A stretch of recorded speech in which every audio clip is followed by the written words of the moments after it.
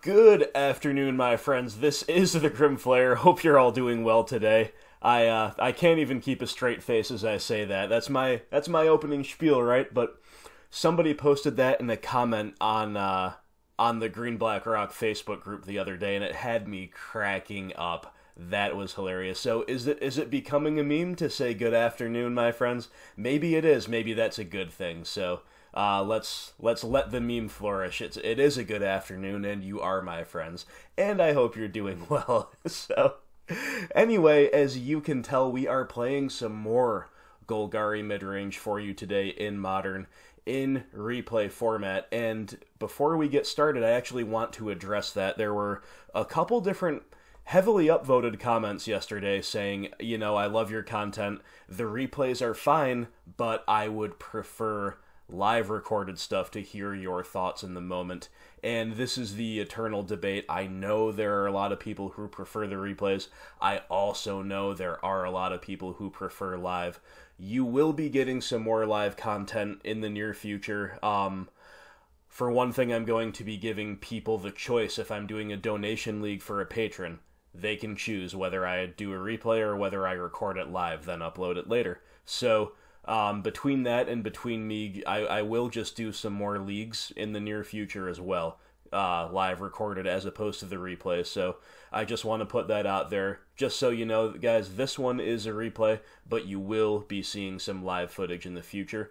And also, real quick before we get started, let's say welcome and thank you to our brand new Patreon supporter. This is Pedro La Plaza, and Pedro is an Inquisitor, so welcome aboard, Pedro. Thank you so much, my friend, for supporting this content, and thank you, as always, to all of my Patreon supporters. Now, let's play some Magic. Our hand is fine. It is a little slow, but it's a very strong blind game one. We're going to be on the play, which helps with the slow factor, and the opponent will mulligan, which is always nice to see. So, opponent likes their 6, Treetop Village pass to you, and right now our curve looks like Skoos into Lily into Tracker, with lands to play them all painlessly.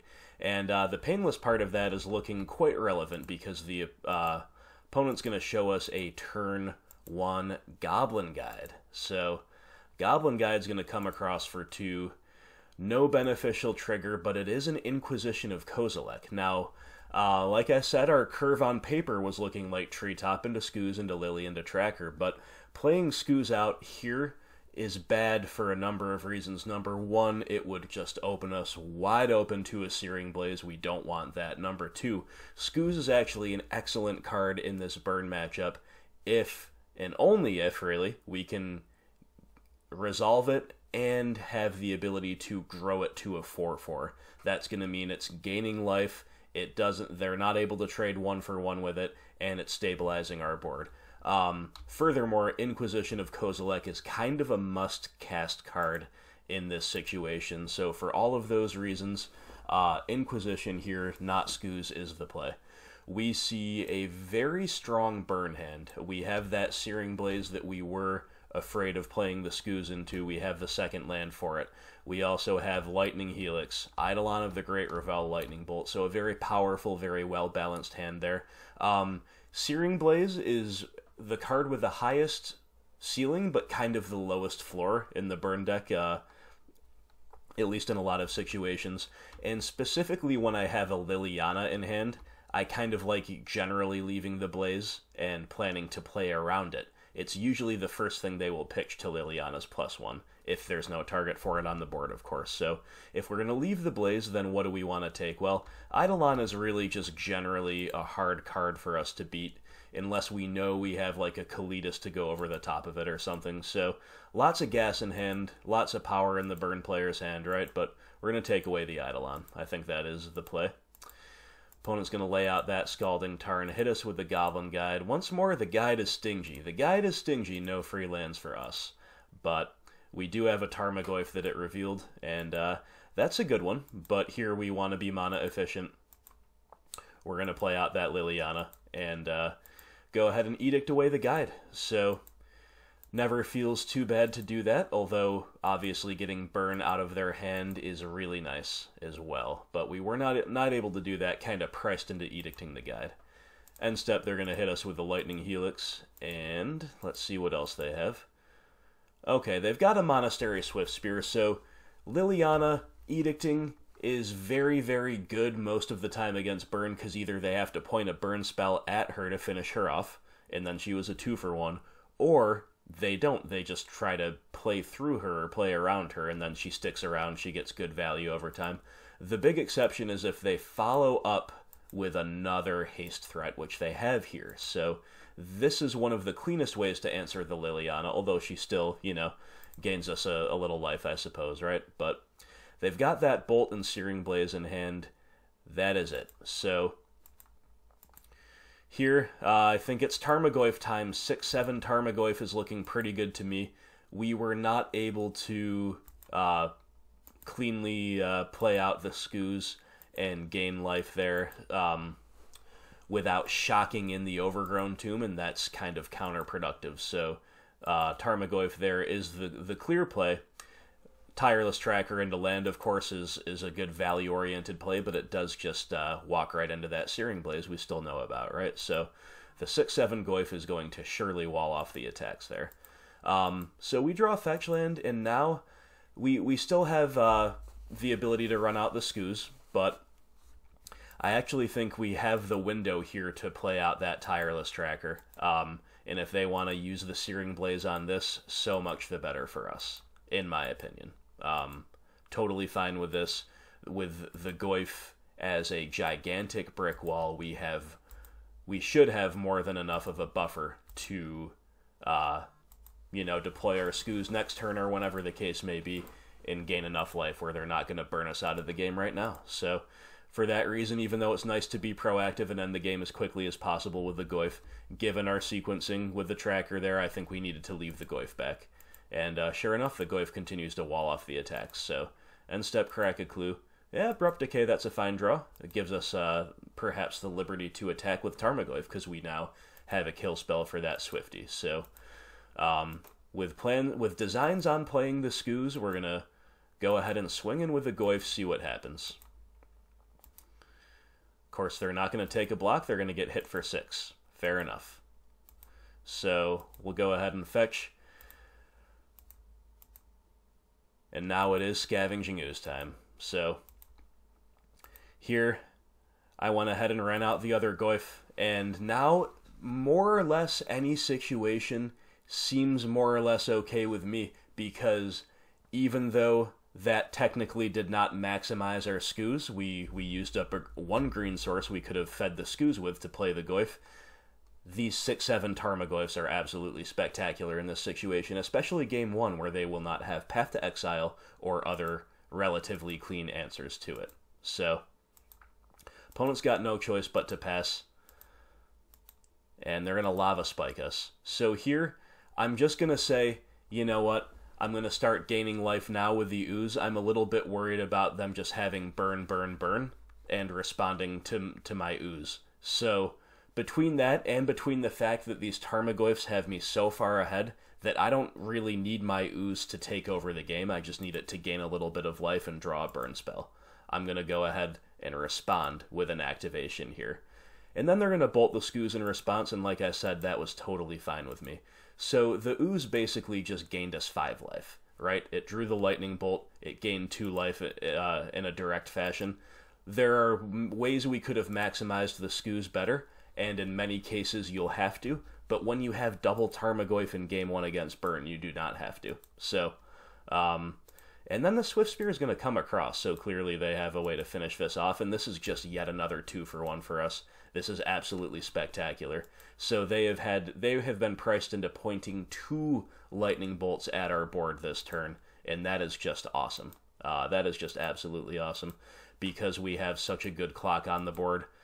They are dead in 2 hits. We have Tarmogoyf and Treetop Village coming across for 9. And then the Tarmogoyf alone connecting next turn is lethal. We've got Decay to clear the way.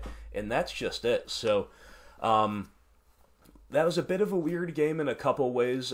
Namely in the way that we, consciously didn't maximize the absolute potential of Skoos there.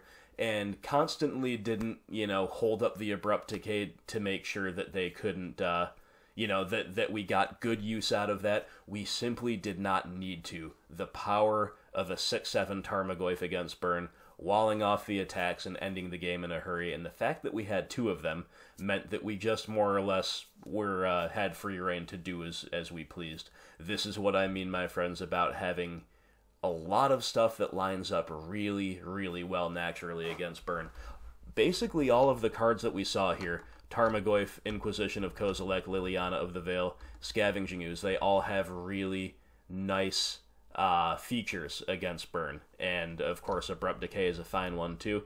And, we got lucky not to see Bobs and Thoughtseizes instead of these cards, right? But given the cards we saw, against a very good Burn start, they had the turn 1 Goblin Guide, they had 5 spells, 2 lands opener, lots of gas, lots of power.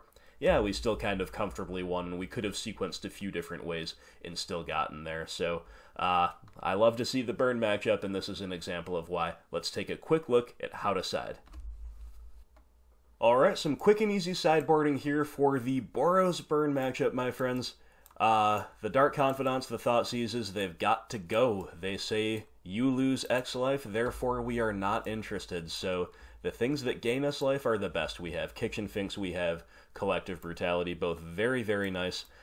Triple Fulminator Mage comes in, very nice, surprisingly powerful in this matchup. And then from there, these things, we already kind of have an excess of spot removal, almost, especially insofar as the clunkier cards are concerned, but we don't really have anything better to do. Pulse and EE, they're clunky, they're a little surplus to requirements in most windows, however, they are still better than Bob and Thoughtseize, so setup looks like this for the Burn matchup. Let's go to Game 2. Alright, my friends, things tend to get a little bit tougher on the draw against Burn, but as far as being on the draw, we've got a pretty powerful hand.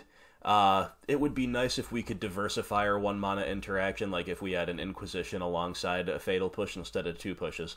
However, I'm very grateful to have the safety valve of Push against a turn 1 creature opener from the opponent, which is often a good way, a high likelihood that they will beat us with a start like that. Otherwise, we're a little light on gas, but we saw how good Tarmogoyf is. This is annoying that it's a shock land for our only untapped green source, but this is a keep. We'll have to see how it plays out, but I do think it is sufficient to keep. Turn 1 Goblin Guide, yet again from the opponent, and this time the guide will shows us the way to the Blooming Marsh. Alright, so this is a little bit awkward actually because we have 9 cards in hand, so basically we can deploy a land and main phase push the Goblin Guide. Of course, normally, if you have the luxury of doing so, you want to wait for its attack trigger before you push it. However, if we're doing that, we're discarding the hand size, so it's 6 of one, half dozen of the other. You could go either way, but I chose to just run out that Blooming Marsh and in main phase push the guide. Regardless, it's kind of a good problem to have too many resources, right? So, Sacred Foundry will be shocked in, and then they will pass. Alright, so it's time to fetch with the Verdant Catacombs, and that is going to make the Tarmogoyf a 3/4, therefore immune from all of the usual suspects as far as burn spells are concerned. They're going to Boros Charm us to the face, so we are down to 13. Alright, opponent plays a land and passes, so okay, we draw Hissing Quagmire. We are a bit flooded, and we do have Liliana the Last Hope in hand, which is a card that I used to side out when I had the room to do so, basically. But now, for lack of anything better to do, she's still in, but definitely not a great one. And, there's a few different things you could do. You could play the Last Hope and maybe even tick her down, trying to grow the Tarmogoyf and or mill over another play for the following turn, and that's reasonable, but I chose to, instead of that, just play the Hissing Quagmire and hold up Fatal Push. That lets us get a man land down, lets us hold up, of course, our removal. We're going to get Helix down the end step, sure. And there's also not much of an argument here for Field of Ruin at the moment, because they have 2 dual sources. And they've got Bolt, so they're certainly curving out really well. We are down to 7. Some life gain here would be great. Lava spiking us, taking us down to 4. They've got 2 cards in hand, and they will just pass. Alright, so Fulminator Mage is our draw for turn. Well, that is not a bad one. We're going to go ahead and swing with the Tarmogoyf first, okay. 4 damage gets across. Then we'll run out of Swamp, and we will indeed play the Fulminator. That's a better play here than Liliana. And, of course, we get to hold up Fatal Push this way as well. That's why we didn't run out our second Quagmire. We ran out the Swamp instead. Opponent's got a Goblin Guide. Alright. And the play is going to be to attack with the Guide. So, we'll let the trigger resolve. No land for us. And here I decided it was better to just use our Fatal Push rather than trading with the Fulminator or chumping then sacking. I think the Fulminator is a reasonable body to keep around at this particular juncture, and it's very mana efficient to use the Fatal Push there. In future turns, we might be using our mana fully, whether it be to activate the Quagmire, to activate Field of Ruin, maybe even to use the Liliana to mill and then play another spell. So I like pushing there.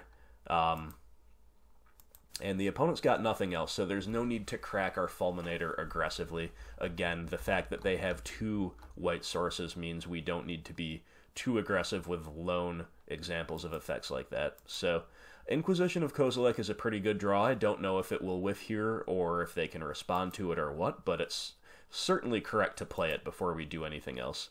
Opponent's got a Path to Exile. Alright. Path will take care of our Tarmogoyf. We'll go get a Forest for the purposes of Skoos in the future. And then there's a Skullcrack in hand that they've been hanging on to, so I'm pretty happy to take that away for sure. Then we're going to attack with the Fulminator. Get you for 2. And now it's a Liliana, the Last Hope time. And we're going to crack the Fulminator, take care of a land, and then buy back a Fulminator. We actually mill over a second one, so the Fulminator train is well and truly rolling if we can survive long enough to make it worthwhile. So going on this land destruction plan is definitely valid against Burn. I've won a surprising amount of games doing just that. We'll see how it pans out here. We draw Fatal Push for turn. Alright, not a bad failsafe. Let's try out this Fulminator. Okay, Fulmi will resolve. We'll play a Field of Ruin. And we're actually going to activate the Hissing Quagmire here. Of course, one line there was to field the opponent. But I respect the need to put a clock on as well, so having access to that land destruction effect if I deem it necessary in the form of Fulminator, I decided, yeah, let's go ahead and fire up the Quagmire. Okay, the opponent's got a Path to Exile, so we are a bit punished for that. I say a bit because, you know, it's not that big a deal. We just kind of lose our one of our underwhelming manlands as far as putting on the clock is concerned. We do have another. And now that the opponent's empty-handed, I do think it's correct to take them off of white fully with Fulminator. Now, any 2-mana play and any white spell is completely shut off for the moment. So, opponent rips a Swift Spear off the top. Well, that is actually great. Sorry, friends, I had to break for a phone call, but we're back. So, yeah, the Swifty is a good rip because it catches us shields down with our Fatal Push, and of course it puts us to 3, which is very bad insofar as surviving a top-decked Lava Spike or Lightning Bolt or anything like that goes, right? So, Liliana the Veil, yeah, it's a fine draw. There are certainly better ones. Again, we really want the life gain here. We want any form of life gain we can get. But we will use the Lily to Edict the Swifty and roll down our Last Hope to buy back something, and our only option is Fulminator Mage. So as good as Fulminators have been, it would have been nice to find a Skoos, of course, off of that, or even something like Tireless Tracker might not have been the worst, but we'll make do with what we can turn over, and the opponent is going to pass. All right, we draw Swamp for turn, not very good. So let's take the Liliana up. use the swamp, and we get to skewer the critics out of their hands. So the new tech coming back to bite them after the hurt has been put on their land base with Fulminator mages. So here comes our pair of grizzly bears. We're attacking them with a pair of 2/2s. They're down to 8. It's a 2-turn clock. We've got Fatal Push in hand. And the opponent will pass back to us. All right, so we're fading the top-decked Lightning Helix. Once again, we draw a blank top deck of our own, but we'll pitch it to Lily. And yeah, Lightning Helix off the top for the opponent. Uncastable, so Fulminator Mage might just get us there. So once more, we fire up the bears, send them in, and the opponent's going to take their draw step. And they are just done. They just scoop it up. So that was an unlikely victory, my friends. They curved out really, really well. Turn 1 Goblin Guide, turn 2 Boros Charm, turn 3 Helix into Bolt, and then Lava Spike on top of that. Afterwards, they had all kinds of stuff, and some of it was really decent, like the Path to Exile in the mid-game for our Tarmogoyf, which otherwise would have been a much quicker clock for us.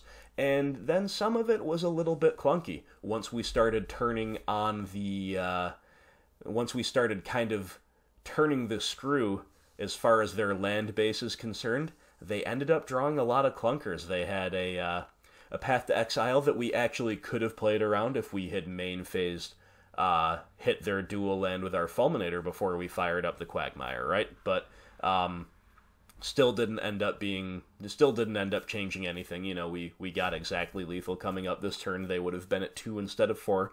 Doesn't change anything. And then they had some stuff that was a little bit too expensive for them to cast, and once again we see the surprisingly effective plan B of Fulminator Mage just kind of keeping us in the game. We would have been dead many different ways if they had been left with a normal land base here, but a lot of their good draws that would have finished us off turned into bricks because we were able to repeatedly fulminate them, and you know, a turn 10 kill, pretty slow stuff against Burn, but if they're operating on only one mountain by the end of the game, well, it just sometimes is enough. So feels good, my friends. We start off with a nice clean 2-0 over Burn, where we saw Game 1, some traditionally powerful cards, some life gain carrying the day. And then here in Game 2, a little bit more of an unorthodox way to get there. But get there we did, and I will see you for round 2. Alright, my friends, here for round 2, and our hand is gas, but we can't keep it. It's a 1-lander, the 1 land enters tapped. There's no way we keep that in a blind Game 1, unfortunately, because we love seeing the Thoughtseize into Bob. Painful though it is. And this is a fine 6. It's, you know, push into Tarmogoyf, and then we just need lands, basically. Seems reasonable to me. And there's a land right on top, so, yeah, good enough for me. We'll run out the swamp there because we don't want to fetch away that second swamp up on the top.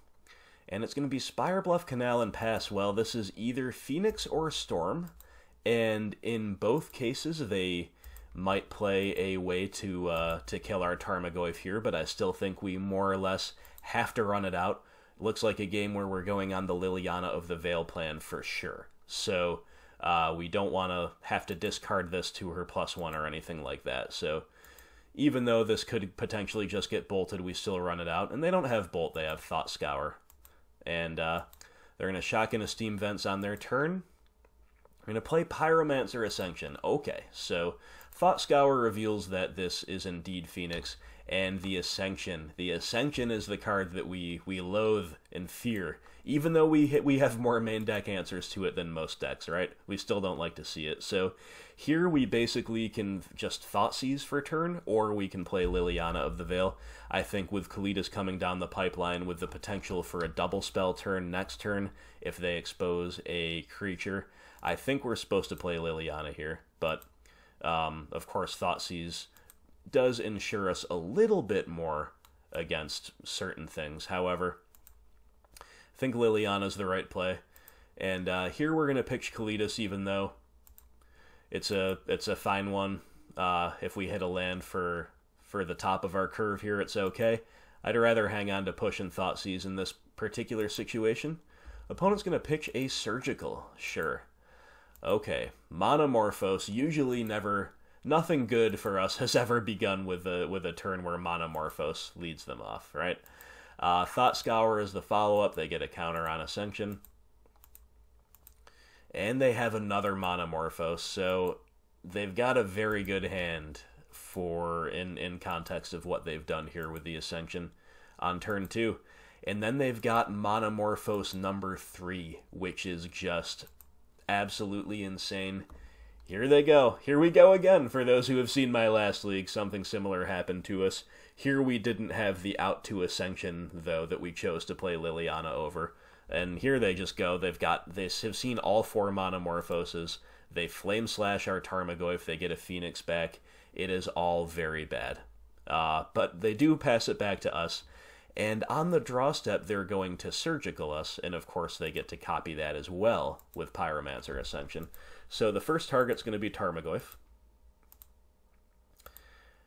And the second target is going to be Verdant Catacombs, which is just pretty absurd as far as a blowout is concerned. It really, taking a card out of our hand, well, that's pretty unfortunate. But whether the Catacombs would have been useful, I don't necessarily know. Regardless... our draw step, our draw had already resolved. So we can see here that the Catacombs would actually have been useful, because of course we could have played it and then turned on Revolt after cracking it to push that Phoenix, right? So here, I don't think ticking up accomplishes anything. Our Thoughtseize takes away their other Phoenix. They just have lands in hand. I'd rather just leave my push in hand at this point. So... let's see what the opponent can do off the top of the deck. Scalding Tarn is being fetched. And then they found a Serum Visions off the top. Well, that's just an excellent, excellent top deck. Doesn't look that good, but with the Pyromancer Ascension active, it's actually insane. Now, to be fair, many of their top decks are insane once they have the active Ascension, but the Serum Visions is absolutely one of the best ones, especially because they already saw all 4 Monomorphos. And then they get to Thought Scour and double that, so they're just going off here. And there is nothing that we can particularly do about it, my friends. Set Adrift, well, that's a spicy one, and sure, Lily gets set back to the top. That at least turns on our Fatal Push, so we push one of the Phoenixes, but they get 2 more. And now we draw Lily off the top. So... we're pretty dead here, in my opinion, but we'll go ahead and Edict a Phoenix and hope against hope that they cannot put together yet another 3-spell turn. But yeah, leading off with the Faithless Looting, it is pretty hard to see them not doing so. Serum Visions, yep, that's going to do it. Serum Visions is going to sculpt their draws enough. And there's another Serum Vision, so they get to just have all the fun over there, seeing all their cards, and then lightning bolting us just for good measure. So we're about to take 9 from the Phoenixes and the 6 from the bolts for a good solid 15 damage to the face. And there, I don't see that we had much to be done about that. Now, if we had Thoughtseized them on turn 3, who knows? Maybe they had one of the crucial cards in hand to start the Ascension train, but we saw that they saw all 4 Monomorphos, I believe it was, although maybe I'm wrong, I only see 3 right here now. Yeah, there's the other one's been exiled. Yeah, so they saw all those Monomorphoses early. Now, if we had Thoughtseized a key piece out of their hand, maybe it takes them another turn to go off with the Ascension, but even that's not assured. And even so, what else were we up to? We were not up to all that much. We were not presenting a clock. We were not close to finding anything to destroy the Ascension, and we had no answers to the Phoenixes. So I think there, no matter what we did, we were pretty done for, and I think playing Liliana to be mana efficient, to get her down on curve, was correct there. Like I said, maybe the Thoughtseize sets them back another turn because it's targeted discard. It's hard to say. Either way, we were not winning that game 1, my friends. So Once more, we find ourselves at the mercy of some very strong progressions involving a turn 2 Pyromancer Ascension. Tough stuff, but let's take a quick look at the sideboard. Alright, my friends, so against Izzet Phoenix, it's still a little bit unclear exactly how best to side against them, partially because their builds do vary in the flex slots to a significant degree, and partially because people just can't necessarily agree on what is the best. But I have taken some feedback into consideration from some of my viewers following the previous video. Now, I still think all of the Grave Hate is solid. We do usually lose to the card Phoenix, specifically, rather than to Things and Drakes, so the Grave Hate is good, in my opinion, still. All 4 pieces, because they fill different roles, and because Nihil Spellbomb, of course, lets us continue to compete on the value axis. And then we have other options. Damnation, I'm still not sure how I feel about it, as you might have heard me say last time. I don't believe I brought it in here. I think we just brought in the Maelstrom Pulse, and that might have been about it, but what I did do is lean a little bit more heavily on Thoughtseize. So in the past, I've taken out most or all Thoughtseizes. In here, again, taking some new ideas into consideration, I think we're going to lean a little bit more into the Thoughtseize. So Liliana the Last Hope doesn't accomplish all that much in the matchup. Dark Confidant is fragile to Gut Shot, and in general, just not that great. Tireless Tracker can be a little bit clunky and slow as well. So what I did here is I shaved 1 Thoughtseize and 1 Tracker. I leave in 1 Bob, 2 Thoughtseizes and 2 Trackers, because I'm going to be on the play here in Game 2.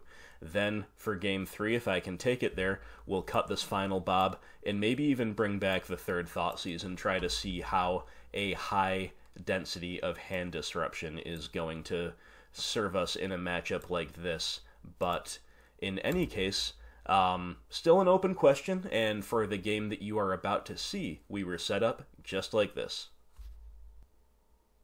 Alright, friends, we're looking for the comeback here against Izzet Phoenix, and this hand is slow but strong. I'm very happy to keep this on the play. It's got the turn 3 Liliana. We've got Trophy for an out to anything and everything that we need it to be. We do have a moderately useful top end in the form of Kalitas, and of course Surgical as a out to the Phoenixes themselves. We've got a balanced land base. I do like it, it's just slow. And all that hand disruption we left in, not making an appearance, but I still think it's a keep. On the draw, I might be tempted to send this one back. The opponent's going to mulligan, good sign for us. We'll run out that Verdant Catacombs and pass to them. Flooded Strand will be fetched for a Steam Vents untapped into Serum Visions, and I believe they went top here, a little frightening to be honest. End step will go get an Overgrown Tomb. Swamp is our draw, so all we can do is deploy it and pass, holding up Trophy. Opponent's got our favorite, the turn 2 Pyromancer Ascension, and this time there's no messing around, my friends. We're just going to take care of that on site. It's going to ramp them. That's very unfortunate this early in the game, but don't think there's much other choice for us. So here we are still on the Liliana plan, and no Spell Pierce or anything like that. She will resolve. So let's tick her up, and it's an open question as to what to discard here, but the opponent's got a response, so we'll see what they do first. Thought Scour target themselves, milling over Faithless Looting and Lightning Bolt. Sure. So here, a few different choices. We could pitch the Kalitas and just try to make it a Liliana-only game, or we could pitch the Maelstrom Pulse. If we're going to keep the Kalitas, we need to keep the Swamp, therefore we'd pitch the Pulse. No matter what, I think we have to hang on to that Surgical Extraction. So in the end, I did decide to pitch the Pulse, reasoning that they're unlikely to have another Pyromancer Ascension because they probably only play 2 at the most, and we already killed one. And anything else can, in theory, be edicted away by Liliana that Pulse would hit. So they will pitch an island, and we will pass to them. Opponent's got Thing in the Ice, sure. And they'll pass back. Alright, Blooming Marsh is our draw. So here I think it's... I think our play is pretty clearly to roll out the Kalitas and then try to edict away the Thing. So we'll play Kalitas. Opponent's going to Lightning Bolt Liliana with Kalitas on the stack. So that's a bit rough. It's a bit rough because I really did not expect that whatsoever. I think that if they were that worried about getting their thing in the ice edicted, they would just have bolted her main phase before they passed back to us and not given us the option at all. Does the creation of a single 2/2 zombie token really change the equation for them that much, where they weren't necessarily going to bolt her before, but now they're going to? Or maybe they just wanted us to edict, then they would finish her off with the bolt. I don't know, but either way, it kind of blows us out here. I don't think it was wrong to play the Kalitas first, but it does blow us out a bit. So they get to keep their thing, and we take up, and we'll just pitch our land. And the opponent pitches a Faithless Looting. Sure. So back to the opponent. Thought Scour. Milling Arclight Phoenix and Spirebluff Canal, and then a Flame Slash for Kalitas. Yikes. Okay. So they did not quite manage to flip the thing that is the only saving grace. They have 2 unknowns in hand, and we draw Tarmogoyf for turn. Alright, well now, between the fact that thing is 1 away and that we have 2 good cards in hand that we don't want to pitch, I think it's time for Goyf.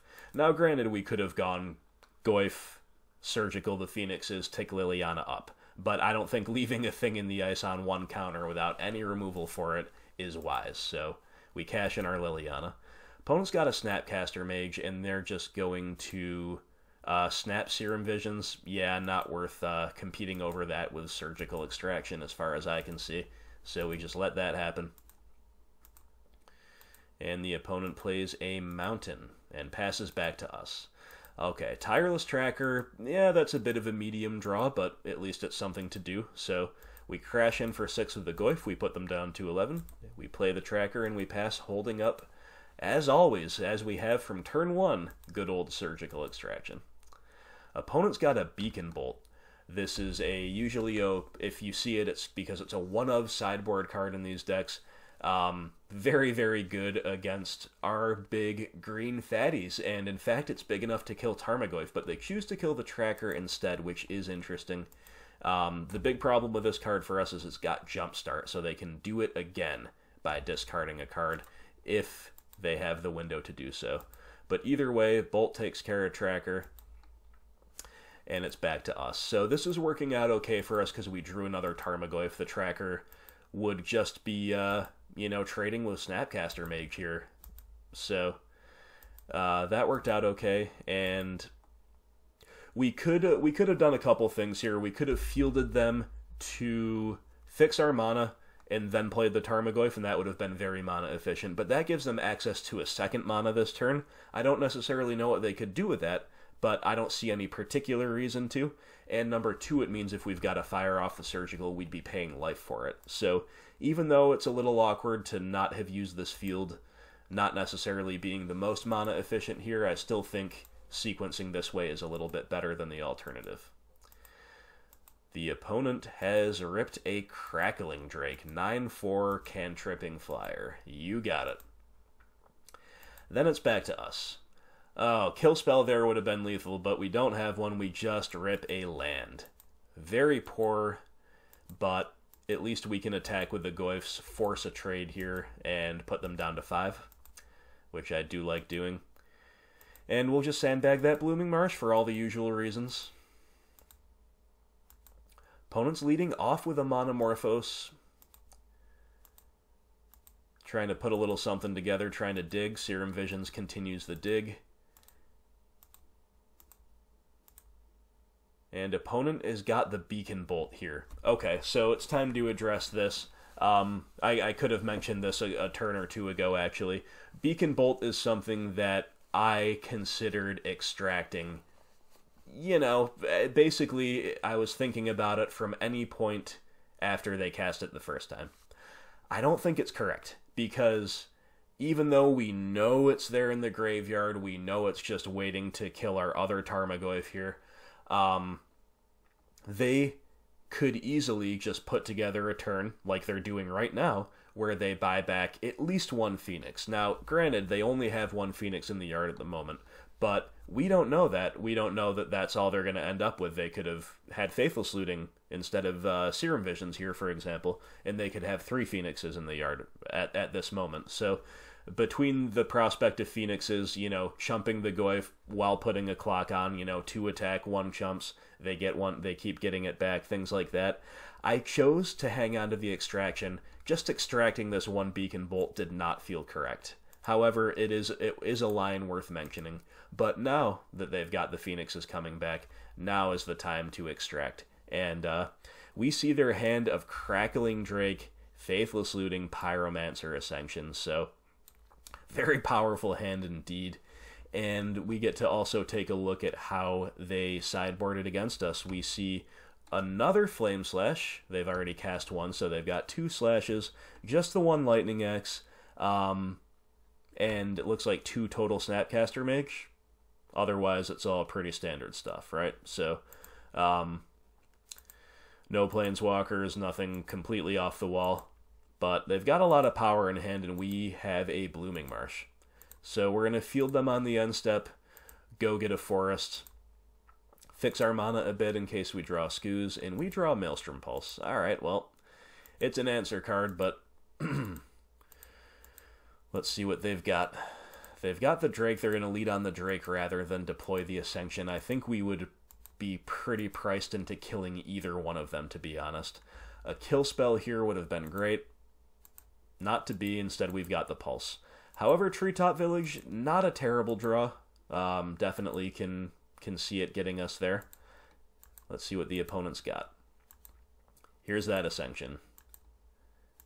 And they have a Thought Scour that they found. Well, that's pretty excellent for them. The cantrip, the mill, the counter on Ascension, and then that Faithless Looting we knew about, that's going to get them to 2. Now we have to hope they're a little bit gated by mana before they go absolutely crazy this turn. The Opt is pretty good. It's a draw 2, scry 2, basically, for 1 mana. And looks like that's about all they've got. So they are totally tapped out. We get to swing freely with the Treetop Village. And, Fatal Push, it's fine right now, but boy, oh boy, would it be nice to just draw Collective Brutality there and finish them off, or to draw like a big Tarmogoyf to play, something like that, or to have even drawn a Scavenging Ooze there, and spent my turn doing that. But regardless, opponents found a Thing in the ice off the top. Well, Thing plus a active Pyromancer Ascension plus Monomorphos does not bode well. So now I'm actually pretty happy that I'm sitting on this Fatal Push, right?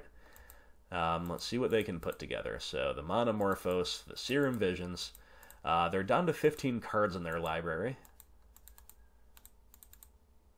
And yet another Serum Vision, so they just get to go off here, seeing so many cards it's outrageous.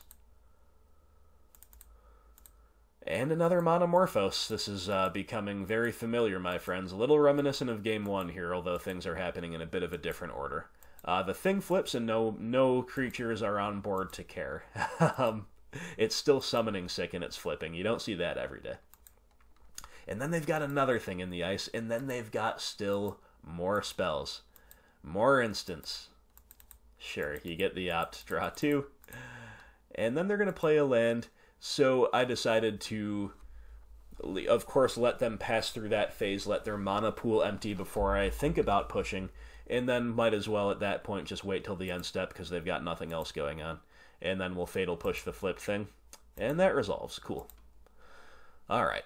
No Collective Brutality to finish them off, but we will happily take that draw Fatal Push. If the first one resolved, the second one should as well. So cool, we get to answer both Things in the ice. We've killed 2 Crackling Drakes. We have exiled all 4 Phoenixes. And we have now killed, what, 1, 2, 3 of their 4 Things in the ice. So they're just about out of threats. And we've got the Treetop Village about to swing in for potentially lethal here as well. But the opponent, of course, has the Lightning Bolt. Of course they do. So they get to copy that, 3 to the village, 3 to us. And we've still got this pretty worthless Blooming Marsh in hand. We pass back. Alright, opponent plays a land, and they will pass, and we brick. We draw a land at a crucial turn, so there we're going to play out a Blooming Martian. Sorry, I shouldn't have clicked through to the end step. The opponent, Snapcaster Lightning Bolt. Definitely a good one for them. You know, I said they were out of threats, but the Snapcaster flashing back a bolt, that is pretty much a threat, because that is going to do 8 damage to us once it connects here. So we're down to 8. And wouldn't you know it, another thing in the ice, they've got their threats. And we draw a land yet again. So if they have another burn spell, we're dead. If not, we have one more draw step, potentially, as long as the thing doesn't flip. Okay, they're moving straight to attack, so no flip thing. Snapcaster connecting for 2. And then they have the Lightning Bolt, my friend, so that's just going to do it. That one felt so bad. We were so close, and we bricked on a pretty high amount of our mid to late game draw steps.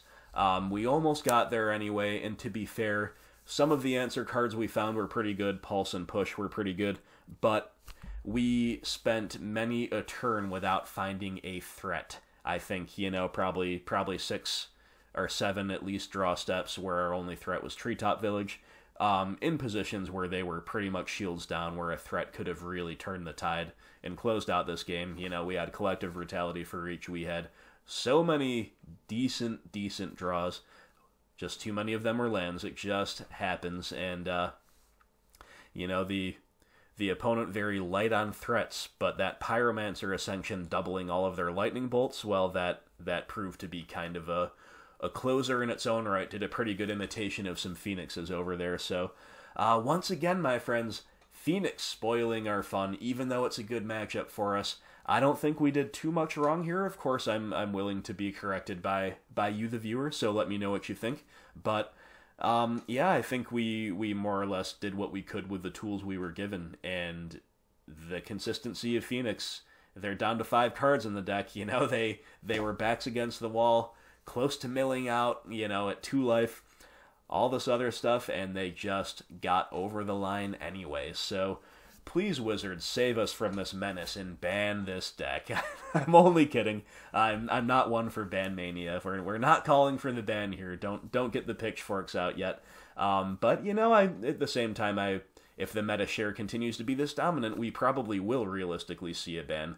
Modern Horizons potentially throwing a delay on that ban. But if Phoenix continues to just thoroughly dominate the meta like it is, it might not be long for this world. But regardless, we need to try to beat it while we can, while it's in the meta, and in this time we didn't quite get there. So bad feels, my friends, bad feels generated by this card, Pyromancer Ascension. What can you do? That's alright. It was a good game. It was well played by the opponent, and I will see you for round 3. Okay, my friends, here we are on the draw for round 3, and our opponent will mulligan to 6. So in my opinion, the hand that we're looking at, it's a little bit borderline, but turn 1 Thoughtseize is very nice to have in a blind game 1, especially if the opponent takes a mulligan. If we ever hit a 3rd land with this hand, we are absolutely off to the races. So being on the draw, we have a little bit of a higher likelihood to do that on curve. So between all of those factors, I think it is a keep, but this hand is a little bit clunky, to say the least. Very powerful hand, though. Alright, opponent's good at 6. Windswept Heath, Temple Garden, Birds of Paradise. Okay, we draw Fatal Push, and that's a great draw. That is a great draw. We are going to push the bird, and it also means we're going to have some efficient early turns. The opponent just passes back. They're on a 1-lander. They didn't find a 2nd land off their draw step. So we are extremely rewarded for pushing the bird. I think that's always the play. We draw just about always the play. Let's put the caveat in there, right? We draw Field of Ruin. Good to see the 3rd land. Not so good that it doesn't provide double black, but we'll cross that bridge when we come to it. First things first, it is time to Thoughtseize them, see exactly what they're up to. And we see that we are against Counters Company. Vizier of Remedies is the dead giveaway for that. This will combine with Devoted Druid to make infinite mana, and that infinite mana will be sunk into something like Walking Ballista to kill, by making an XX that's infinitely big and doing infinite amounts of damage. Collected Company is one way to find the Walking Ballista. Duskwatch Recruiter can dig through the whole deck if you have infinite mana. Beyond that, this deck is playing some value permanents like Eternal Witness to buy back combo pieces or value pieces, as the situation may dictate. Knight of the Reliquary, which is just kind of a big body that can tutor some utility lands and make sure you're getting to Coco mana and all that good stuff. And then Anafenza, once again, a good utility beater that's got some grave hate aspects as well. So a very powerful but very clunky hand. And here I think we need to take away a value piece. Now, Collected Company represents the most value. No getting around that. But they are an age away from casting it. And hopefully by the time they start making their land drops, we will have our Liliana of the Veil ticking up. So I think we need to leave the company in there, and we need to take something smaller. So Eternal Witness, Knight of the Reliquary, these can both help them hit their land drops. E-Witness can buy back this Windswept Heath out of the yard. Knight obviously can tutor for lands.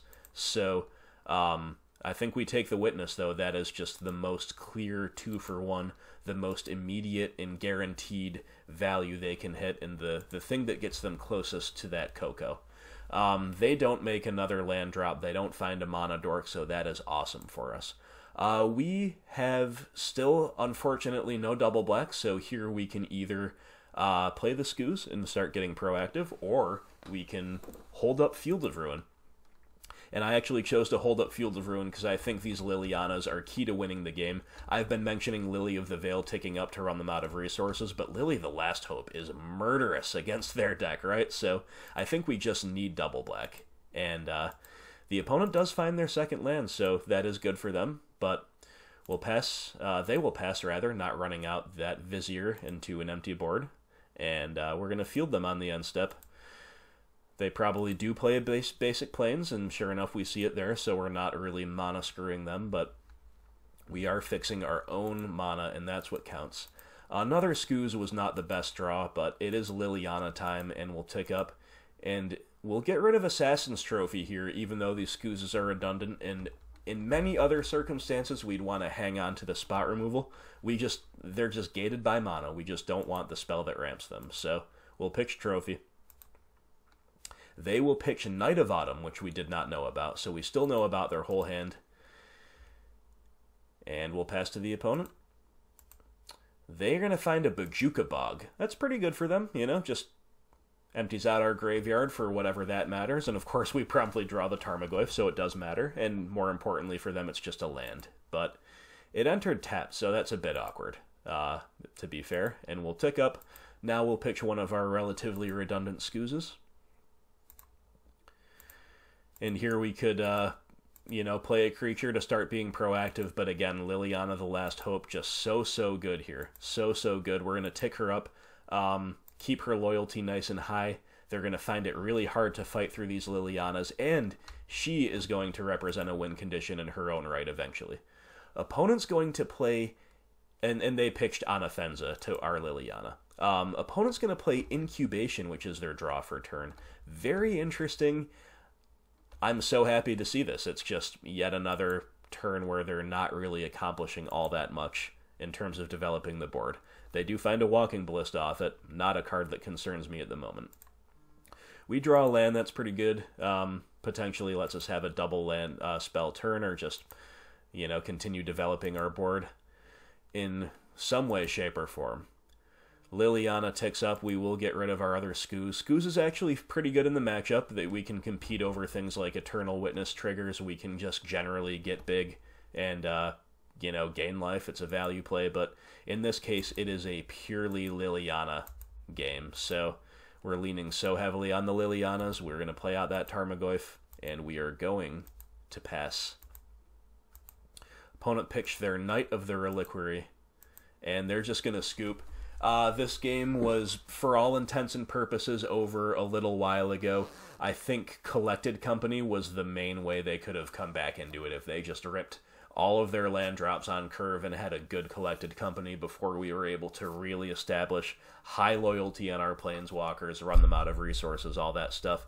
So little bit fortunate for us. The opponent did take a mull. They got stuck on one land for a while, but we were rewarded for our fatal push on the Birds of Paradise. That's why you always push the bird, you always bolt the bird. Again, we'll put the caveat in there, not literally always, but when in doubt, when you don't have other information, when you have reason to believe that the mana dork will either allow them to accelerate their play, or just simply to play at all, as would have been the case here, you just trade 1-for-1 with it. You just push it right away. Especially if you have a nice curve like we did, we're going to get the value over time. Definitely just take care of that bird, and sometimes it can really screw them like it did here. So pretty easy win here in game 1, but we still kind of had to make sure we didn't throw away our advantages here. And, we never even needed to turn a creature sideways. Our Liliana Tribal just buried them. So good game, and let's take a look at the sideboard. Alright, my friends, so Counters Company is a bit of a strange one to sideboard against simply because they're doing a lot of different things. They have a lot of value pieces, even main deck they do. They're going to have more post-side, but they're still a combo deck that usually will win by comboing off on us. And therefore, we need to kind of compete on both axes. And at the same time, all of our interaction is good. Removal is good. Discard does line up well against them, but as you'll see, we might be taking most of it out. And even Grave Hate is good. They get a lot of value out of their graveyard in a few different ways. So lots to do, not enough slots. So let's figure out first what we basically have to have. All of these X-for-1 cards are absolutely amazing. Damnation, EE, Pulse are great. Collective Brutality, very good. You saw how important it can be to kill an early mana dork. It can do that. It can kill a combo piece. It can take away company or cord out of their hand. The life drain is even good. It's all good. Deathmark, it's going to kill almost everything they play for 1 mana. So all of these cards, as you can see, are very, very nice. I also think Grafdigger's Cage is definitely a must-have here. They're just a Cord and Coco deck. They really get a lot of value out of those cards, and Cage shuts them off. So Grafdigger's Cage has got to come in. Liliana the Last Hope, again, just an absolute machine against them. X-for-1 potential is through the roof. They play so many X1s, so we've got a lot to come in, and that's without even looking at other value pieces. Fulminator Mage is totally reasonable, and Kitchen Finks is totally reasonable as well. There's only 2 cards that I don't really think we want, and that's Surgical and Nissa. We could legitimately play these other 13. I think Nile Spellbomb, though, is probably better than Fulminator and Finks here, if I had to rate them. So we've got 7 to bring in for sure. We might want to make room for at least 1 Nile Spellbomb as well, but the problem, as always, is going to be, well, what comes out. So Liliana the Veil's another very good card in the matchup, but we've got to find some slots, some cuts somewhere, and specifically on the draw, she gets a little bit worse. So what I'm going to do here is take out 2 on the draw, and if there is a game 3 where I'm on the play, I'm going to bring 1 back in. But for now, we're siding out 2, and then from there, we kind of just have to mostly cut away discard, because all of our creatures are good in this matchup. All of them are good. We've got to clock them. We've got to compete on the value axis at the same time. I don't think we want to lose any of our threats, really. And all of our spot removal's really good. Our planeswalkers in general are good. It's just all good. So we've got to cut discard, but we also might consider cutting a land. And I actually think that is a pretty solid way to go about things. We are bringing in, some stuff that lowers our curve, some stuff that's a little bit cheaper, like Cage and Deathmark and EE can be at least cost broken up, right? So, cutting a land, the curve is kind of a wash, maybe even a little bit lowered if we bring in a Spellbomb, and so I think we can afford to do that, just have a really high density of action. We want to leave our basics in because they do play some effects like Path to Exile that will tax our basics. So I went ahead and cut a Blooming Marsh for this matchup, and then from there, Inquisition is worse than Thoughtseize in general because Thoughtseize can nab the Collected Company. So cutting down to 2 Thoughtseize, losing all Inquisitions. Here's how it looked for this game 2 on the draw here. And then, like I said, game 3, if there is one, we're probably going to want to bring back a 3rd Lily of the Veil. She is pretty good against them. And Nile Spellbomb might also have to be in the mix here. So this would be the 61 I would advise if you have to find a slot to cut. Honestly, maybe you just cut away another Thoughtseize. It's really not an easy call. So I think the fringe cards, depending player draw and personal preference, are going to be 3rd Lily, 2nd Thoughtseize, 1st Spellbomb. These are all pretty much legit, but in any case, the 60 should look something like this, and let's go to game 2. Alright, my friends, our opponent has kept 7 and we cannot. We've got a lot of high curve stuff, Tracker and Kalitas. Only 1 land, not going to cut it. Now, this is a strong 6. We've got 3 pieces of 1 mana interaction, very unusual for our deck. And we've got some utility in our land base as well. This is a great 6. And we've got Collective Brutality. We're going to leave that one on top. Opponent will fetch for a forest, play out a Noble Hierarch, sure. So I think we just, once more, bolt the bird. We're going to kill that. You know, kind of a tough call, actually, whether we Deathmark or Fatal Push there. Of course, Deathmark has the upside of being able to kill their 3-drops later without needing Revolt. But Fatal Push has the upside of being an instant. So 6 of one, half dozen of the other. I, in the end, rated Push more highly than Deathmark as far as having a play down the road is concerned. So I went ahead and used the Deathmark on the Dork. They play a Duskwatch Recruiter. So this is a value piece that if they make a land drop next turn, and it looks like they will because they've fetched for Forest twice in a row. I don't think they would do that without having a 3rd land in hand.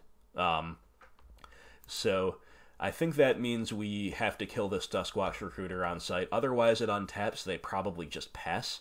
They can transform. They can activate and get a card.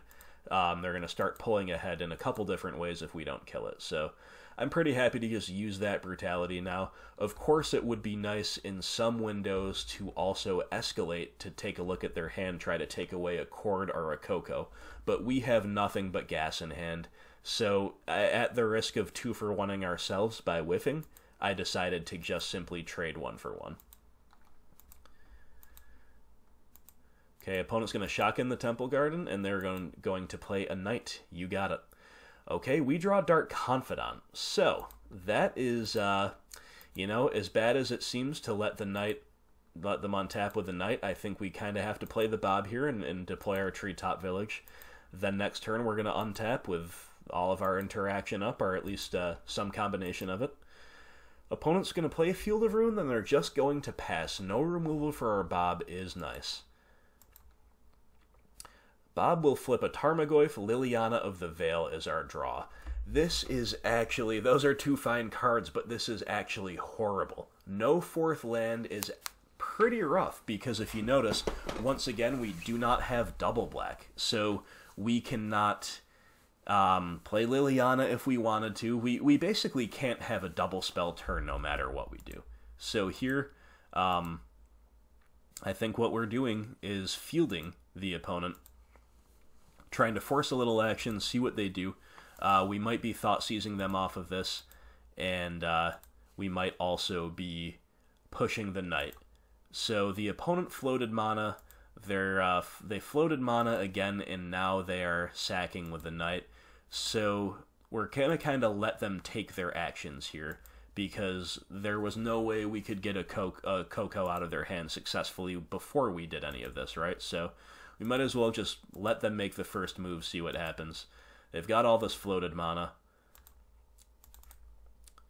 and they are going to Court of Calling for 3. Okay, so here was a very interesting decision. So we have 2 options here. Number 1, we let it resolve, we see what happens, and then we decide what to do. Number 2, we push the Knight in response. So what happens if we let it resolve? Well, my concern was that if we let it resolve, they go get like a Selfless Spirit or something, or they get some other card that's a guaranteed 2-for-1, and then we are in trouble, because we are actually potentially struggling to beat the 7/7 Knight if it untaps. It's going to get some value one way or another, or it just comes in as a beater if they've got the Selfless Spirit or something like that to protect it. Plus, they've got a couple unknowns in hand. I could really see this Knight being an issue. So for all those reasons, I went ahead and chose to push while they were completely shields down. Now, what this does allow them to do is to change their plan. They're going to go get a combo piece here, Devoted Druid. So this was the risk, right? That they would go get the Devoted Druid. Now, what I'm thinking is that I'm willing to accept that risk because they only have 2 cards in hand. If they happen to have the literal other 2 combo pieces, plus a land, like let's say they untap, they play a land, they play Vizier, they play Duskwatch Recruiter, they have the exact 3 cards they need, including one provided by their draw step, well, there's nothing I can do about that. If not, they got a very, very weak value piece in the form of Devoted Druid. They traded in one of their most powerful cards, Court of Calling, for a very weak card that we can beat if we get to untap. So that was all my thought process here. Other nice thing here is, yeah, we get to swing in for 2 with Bob, and they are at a pretty low life total as well. So putting the clock on doesn't hurt. So the opponent does indeed have the Vizier of Remedies, and I guess I misspoke. They don't necessarily need the land because they just make infinite mana, right? So they do indeed have the Vizier. They cash in the Horizon Canopy to dig. And they found Eternal Witness. Okay, so that's one of the things that can really get us here. So Eternal Witness buys back the Court of Calling, and now they can just kind of do their thing. They go ahead and chord for the Duskwatch Recruiter. Now they get to go through their whole deck. So I made them play it out here just to make sure they have the win condition, just to make sure they don't mess up, and so they show me what the win condition is. The win condition is Walking Ballista, so we'll just let this go while we talk about that decision point. The decision point was the Fatal Push on the Knight. So like I said, my friends, we could have held up that Fatal Push. We could have seen what they got with it, what they got with that chord, and then we could have maybe decided to push something afterwards. I wonder if they still would have got the Devoted Druid, or if they would have got something more value-oriented. Let's say they just go get, like, an Eternal Witness to buy back the chord. Then where are we? Then maybe we could Thought Seize the chord away, and that's interesting too, but then we're facing down a 7/7 beater, we have a Dark Confidant on field. It was just a very interesting decision, so I chose to say, let's take the clean Fatal Push on the 7/7 Knight, and let's make them have the combo. And indeed, they do have the combo, as you see here. So they're making disgusting amounts of mana. Very annoying for them to click through it, but it is indeed the Walking Ballista that you're about to see, and that's going to do it. They get to make whatever it was, a 2020 Walking Ballista, and kill us in style. So that is going to be game, and of course, in retrospect, it looks like not pushing the Knight was the way to go. However, like I said, only 2 cards in hand? Yeah, perhaps an acceptable risk. But either way, they had a really good progression, they got us, and we are done for. We get ballisted, and we die. Moving on to Game 3. Game 3, my friends, we're on the play this time, and our hand is actually very strong. If you kind of look at first glance, it looks a little bit awkward with only 2 lands and a 4-drop in the form of Kalidas. However, the rest of this hand is absolute fire. We have 4 pieces of interaction.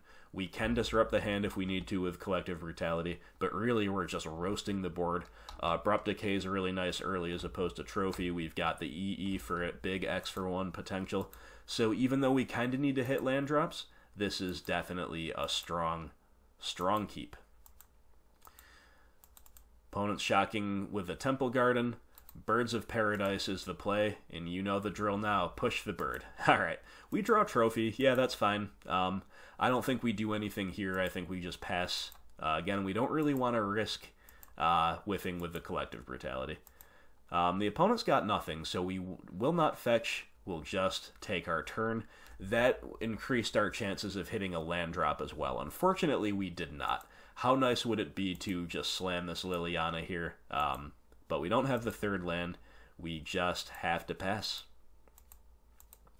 Opponent's playing it really cagily as well. So, once again, no need to do anything there. We wanna not fetch on the end step. We draw Dark Confidant. Now that's very awkward because the fact that they haven't run creatures out here means that they almost certainly have at least one Chord of Calling or Collected Company in hand, and now is the time to hit it with Collective Brutality. So I was saying, yeah, if we don't draw anything good, we'll just Collective Brutality. We're not going to whiff at this point. They have to have something. But the Dark Confidant draw complicates things. It really does. And as awkward as it is, having passed for a couple turns without doing anything, I think we have to tap out now for the Bob. It's just going to be very, very impactful. And they path it. Sure. That's also fine with me, because now we finally have our third land. Unfortunately, the opponent has just been able to make land drops relatively unchallenged. Alright, we draw Thoughtseize. Again, kind of drawing things in the wrong order. A little bit unfortunate, but we still have just an enormous amount of power in our hand. And I do think right now we should Thoughtseize, because it's very possible that they are just loaded down with these types of Chord and Coco effects. They can Coco once in a response, that is true. But if we force the Coco out of their hand now with a Thoughtseize, we can decide whether we answer the board with Decay, or maybe we do a 2-for-2 with Brutality to look at the hand and kill something on board. So I think just leading on the Thoughtseize is correct there. The opponent does nothing in response, so that's good discipline from the opponent, and that's the right call given the contents of their hand. They have double company. So that's definitely, they can let us take one. They still have one to fire off in response to another discard spell. They also have one of my personal favorite pet cards, Big Game Hunter. Very, very spicy madness card. Definitely one we have to worry about and play around here. Very good against Liliana in certain windows. And, of course, they have the Vizier, they have a Horizon Canopy, so they have a ton of gas in hand. I think we just take away a Collected Company, though. And then from there, unfortunately, we can't really do anything. Again, following up with the Brutality doesn't do anything here. They'll just Coco in response. So we just kind of have to pass and maybe plan to decay something on the end step, depending on what they find. Okay, so this is really good news for us. They had two Collected Companies in hand. We took one away, and they find only one creature with the other one. And it's something that doesn't get them an immediate 2-for-1. It's a Scooze, it's a good one in the matchup, but doesn't get them anything when it ETBs, and we will just decay that before we let them untap. That's the correct play in my opinion. Even though there's not that much in their yard, it's still no reason to let them have that. We're always going to decay that anyway, right? So, Noble Hierarch was their draw for turn. They run her out, they run out the Vizier. And we draw a Forest, so we are hitting our land drops. Now, we have a few interesting options here. Number one would be to just play Liliana of the Veil and Edict. That is an option, but they're probably going to lose their Vizier in that case, and then kill Liliana the Crackback with Noble Hierarch. Another option would be to just, kill something with Collective Brutality, maybe lay out the EE. None of that is particularly amazing, so I think it's actually correct here to just run out the Kalitas. It's very mana efficient, it's very proactive, and it makes all of our relatively mediocre removal that we have in hand, at least relative to their board, very, very good. So, end step, the opponent cashes in the Canopy, they play a Scavenging Ooze, and they will pass. Alright, they've got that Big Game Hunter in hand, and they have one other card. Worth noting that Big Game Hunter is stranded right now. There's no black mana to speak of over there. So, they've got 2/2-drops, and I think it's time to just take our really clean 2-for-1. We have enough other gas in hand, and of course this 2-for-1 becomes a 4-for-1 when we get the zombies off of Kalitas. So, they're going to put in a little bit of work with the Scooze beforehand, but that's about all they can muster, and Kalitas showing his absolute back-breaking power yet again. We'll run out that Tomb. Just developing our mana is great here because we have a lot to do still in hand. And they find Bojuka Bog. Sure, there goes our graveyard. And there's a black source down the road for that big game hunter, but for now they just play out the other card in their hand, which is Knight of the Reliquary. Well, that's a good one, but Deathmark is a really good draw here too, so we just get to do it all, right? Deathmark your Knight, Liliana of the Veil. We could actually tick up and get rid of that big game hunter before they have Madness online, but I think I'd rather just Edict them, because Madness, and its ETB will not kill Kalitas anyway, as long as we make sure to play around that by not growing the Kalitas. So I'm pretty happy to just totally clear their board, Edict away the Hierarch, make another zombie, smash in for 7, they're dead next turn. The game is just over, the opponent just scoops. So we had an absolute jackpot in our opening hand of interaction. Very powerful interaction, and it proved to be a little bit awkward in terms of how our sequencing had to line up relative to their sequencing in the early turns, because we were reactive by nature, and the opponent just kind of making land drops and saying go made our stuff a little bit clunky when we were missing our own land drops. Then the Bob, like I said, complicated matters, but it drew out the Path to Exile. It kind of forced action to start going on both sides, and from there, once we were able to make our land drops, and once we were able to force them into making plays, the sheer power of our hand carried us the rest of the way. Kalitas putting in a ton of work. One-man army, the master of the undead here, Kalitas the Trader of Get. Got to love him. So, good games, well played to the opponent. That was a fun series. All 3 games played out in fairly different ways, and we got there. So we advanced to 2-1 in the league, and here we go, moving on to round 4. Alright, my friends, on the draw here for round 4 in this competitive league, and our hand is good. I would rather be on the play with this hand, it must be said, but I think it's good enough for a blind game 1. Hopefully Collective Brutality can be whatever we need it to be to stay alive in the early turns while we pull ahead with Dark Confidant and Tireless Tracker. So, let's see what the opponent's up to. They have kept a 7 as well, and it is Island Ether Vial. Alright, fair enough. So, this could of course be spirits, it could of course be humans, it could be some other things, but I am suspicious for Merfolk. Therefore, even though against most of these decks running out the Overgrown Tomb tapped would be the play, I'm a little bit worried about Spreading Seas, enough that I play the Catacombs instead. So, always try to play around Spreading Seas if you think you might be against Merfolk and you're on the draw. Second Island will confirm my suspicions there, and the opponent's just passing, so end step will go get that other tomb out of our deck. And we'll untap. Scooz is a decent draw here, but maybe not at its best since we kind of lack interaction anyway. But we'll play the Bob. That was going to be our play no matter what.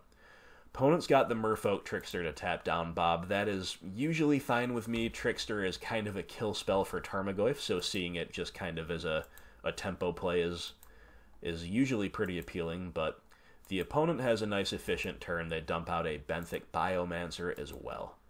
Vial goes to 2, Master of the Pearl Trident, hardcast, and then they Vial in a Lord of Atlantis, so this is actually a little bit scary. They're coming across for 7 on turn 3. They've got a really wide board, and we've got a Dark Confidant. Now, I'll take a moment here and say that the printing of this card, Benthic Biomancer, which has Adapt 1, can be done at instant speed, right? That plus the fact that, like, just aggroing people out with Merfolk is not usually going to cut it in Modern anymore has meant that these Merfolk decks are more reactive, little bit longer game oriented than they used to be. So seeing them just dump out all of these cards really aggressively, not typical. They usually are able to, like, hold up 2 mana, holding up a counter spell of some kind, and then if they don't need the counter, they can adapt with the Biomancer and get a little card selection and grow this guy to a 2/2. So definitely feels a little bit weird to see them aggressively dump out their hand like this, but I think they smell blood. I think they say, alright, with the nature of my hand and the fact that the opponent did not have turn 1 disruption or kill spell, they just think they've got to go for it. So I respect that, and Bob's flip is very painful. It's a Liliana of the Veil. Our draw for turn is not any better. It's Thoughtseize. We cannot afford that painful play right now, in my opinion. So what do we do? Well, this is actually very awkward because of the fact that they did dump everything out so aggressively. Our Collective Brutality is no longer a kill spell, so we actually don't really have any good plays here. The best we can do is just Liliana and Edict them. The other option would be to Thought Seize, which is terrible, and then play a Scooze and plan to chump with both. But I don't think that's a winning line. I think we have to try to Edict something away, hope they're kind of out of gas, chump block with the Bob, and then try to maybe draw a kill spell, take over with a Scooze down the road. But either way, this really aggressive start from the Merfolk is not good. They have yet another Lord. Not good. Not good at all for us. And they're swinging for lethal. So everything coming at us, of course, we have to chump with the Bob. We probably would have anyway, even if it wasn't exactly lethal. But we're down to 1, and we draw Blooming Marsh for a turn. So we're going to take the Lily up to get a little bit more information. But we are just dead. So another Ether Vial is in their hand, and yeah. So Merfolk just aggroing us out, almost killing us on turn 4, putting us down to 1. And, you know, that's what we get. That's what we get for having a, you know, not knowing what we need in game 1. Now, it's really ironic because Collective Brutality is a card that kills every single creature in their deck as long as there are not Lord effects active.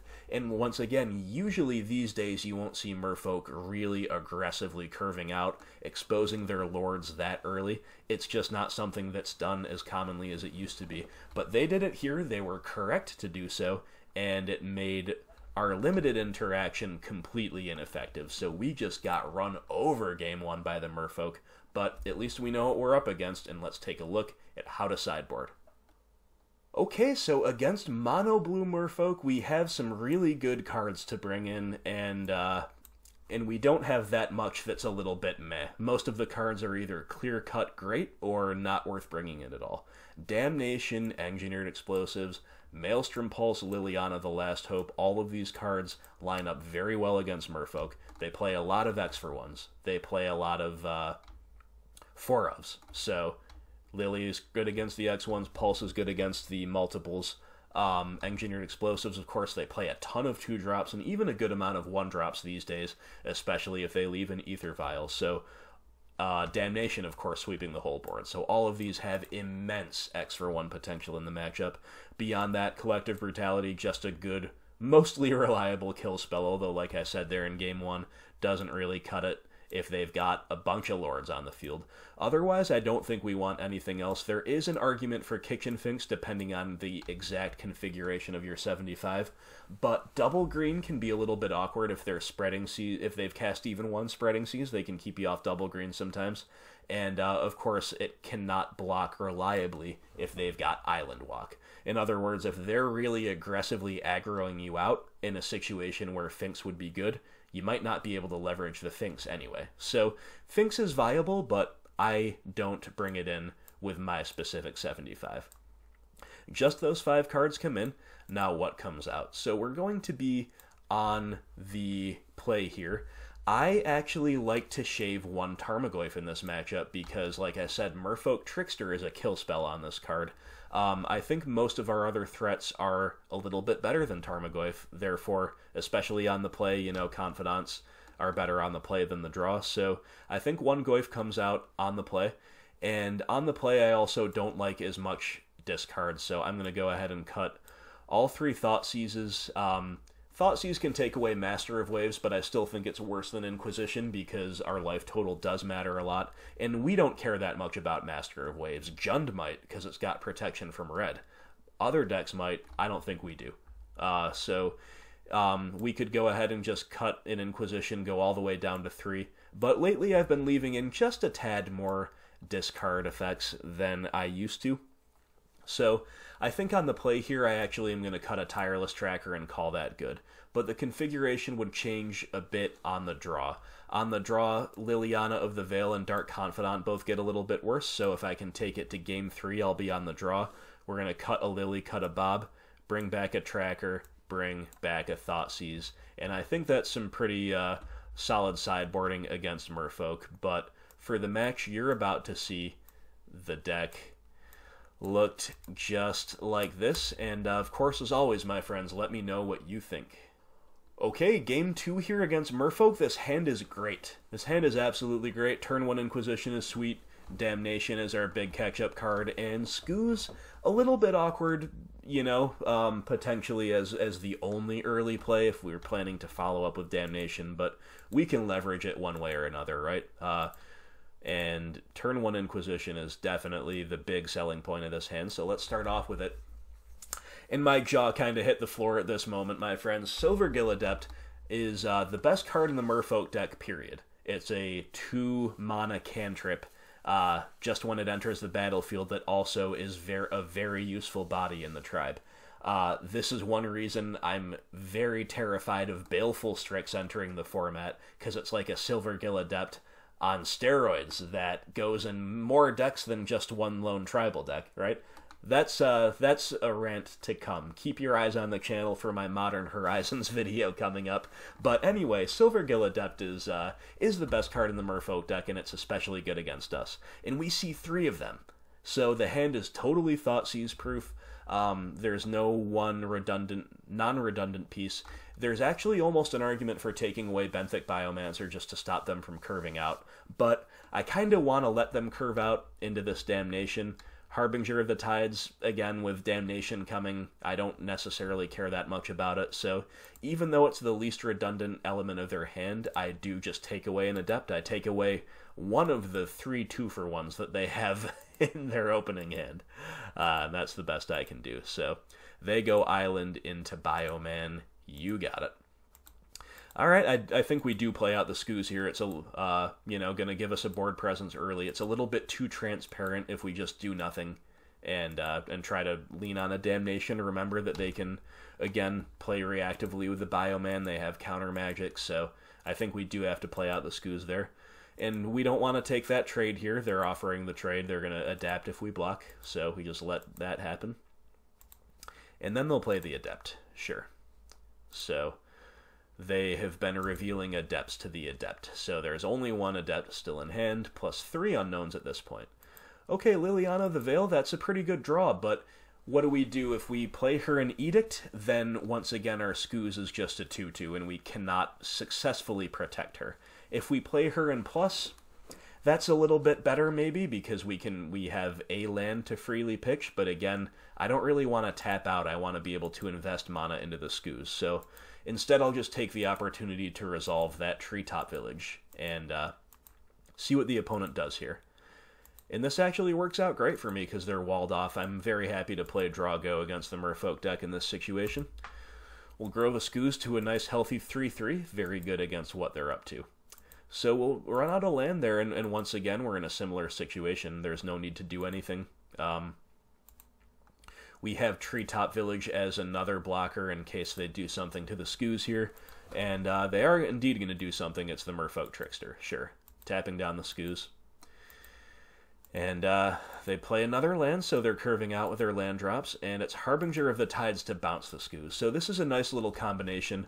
Both of these cards are very powerful in their own right. But if the opponent isn't naturally sequencing in a way that they get to do their thing, you can kind of build your own Harbinger by tricking the creature first and then bouncing it with Harbinger. So that's a really nice play for them. And then they've got a Spreading Seas for our Treetop Village. So they're sequencing very well around our ability to block. First they tap our blocker, our creature, then they bounce it, then they seize our manland. So it's all very good for them on paper. Unfortunately for them, this is totally fine with us. We'll just fetch our Overgrown Tomb, we'll take the hit, and then we'll untap, and we will sweep the board with a good old-fashioned Damnation. Run out our Verdant Catacombs, pass back to you. They've got 4 cards in hand, a Silvergill Adept among them. And sure, the Adept will begin the rebuild showing Master of Waves. This is the card that I mentioned in the sideboard tech that is a good top end for them, but again, it dies to just about everything in our deck. So, opponent looks like they're just passing with 3 unknowns in hand, plus a Master. End step will fetch, and we draw Swamp. Alright, so now I think it's time for the Liliana of the Veil. We can pay for a Spell Pierce and if they counter her, that's pretty fine with me. If she resolves, that's pretty fine with me. Give the opponent something to think about here. And yeah, they let her resolve, so we're pretty happy to edict away that Silvergill, keep the board clear, and then we're going to try to replay the Skoos they do know about, and Skoos will resolve too, so yeah, this is pretty fine with me. We've got 2 really good removal spells in hand, and we've got a really nice board presence now too. End step, opponents got a Dismember for the Skoos. Well, that makes sense as something they were holding up that was not counter magic, so we'll gain a life in response, and then they get to do their thing. Another Silvergill Adept, so we have fought through all 4 Silvergill Adepts at this point. Very, very strong for the opponent, but all their 2-for-1s are, you know, just kind of keeping them at parity at this point. They've got that Master still in hand. They play a Bioman, and we draw Liliana, the Last Hope, so that is excellent, my friends. That is absolutely great. Our only real problem here is that we have too much good stuff in hand. So I think the thing to do is start off with the Liliana of the Veil, see if they've got, like, counter magic, maybe they'll pitch it first. There's no great one to pitch here, so I chose to pitch the Pulse. I think EE and Lily are a little bit better here because they don't have anything with the same name on the field, but pitching a Maelstrom Pulse voluntarily against Merfolk feels a little bit weird. They did indeed have counter magic. It was a Spell Pierce, so that's pretty awesome for us. We get to do everything this turn. We get to play our Lily the Last Hope, tick up to cleanly kill the Adept, and then we get to run out the Engineered Explosives on 1. And, you know, basically pass to them, see what they do. We have insurance against that Biomancer, finishing off one of our Planeswalkers. So they're going to adapt. We'll let them make their decision before we crack the EE. And they pitch a Master of Waves, very interesting. Either way, just to play around absolutely anything they could have, I'm going to just crack the EE before they untap. And now we're totally out of gas, of course, as far as our hand goes, but double Liliana, very tough for an empty Merfolk board to beat. They've got Spreading Seas, sure, don't care about that quite yet, unless they find 2 more, then I might care about it. But they have Master of the Pearl Trident plus Island, so we are rolling. We're in business. We play out the Tireless Tracker. The opponent just scoops to that. Would actually have been kind of an interesting question as to whether we edict that away with the Liliana and then just keep ticking our Last Hope up. But I don't think we would have. I think we would have ticked both of them up. Keep the Planeswalkers around. Shrink that thing to a 0/1. That should be sufficient against just about anything they could find off the top of the deck, right? No need to cash in our Planeswalkers aggressively there, but in any case, the opponent didn't make us make that decision. They just knew they were not going to come back from that one, and they will scoop. So that was a fun game. That was an interesting game, the way our Damnation lined up, the way their early plays kind of played into the Damnation, and I don't think they were incorrect. I think they didn't have the Lords, right? So they were struggling to get by just a 3/3 Skoos. They were not able to punch damage through the Skoos in the treetop. So I think they kind of were trying to tempo us out instead of brute forcing through us, and that incentivized them to go wide right into our Damnation on turn 4. So turn 5 rather.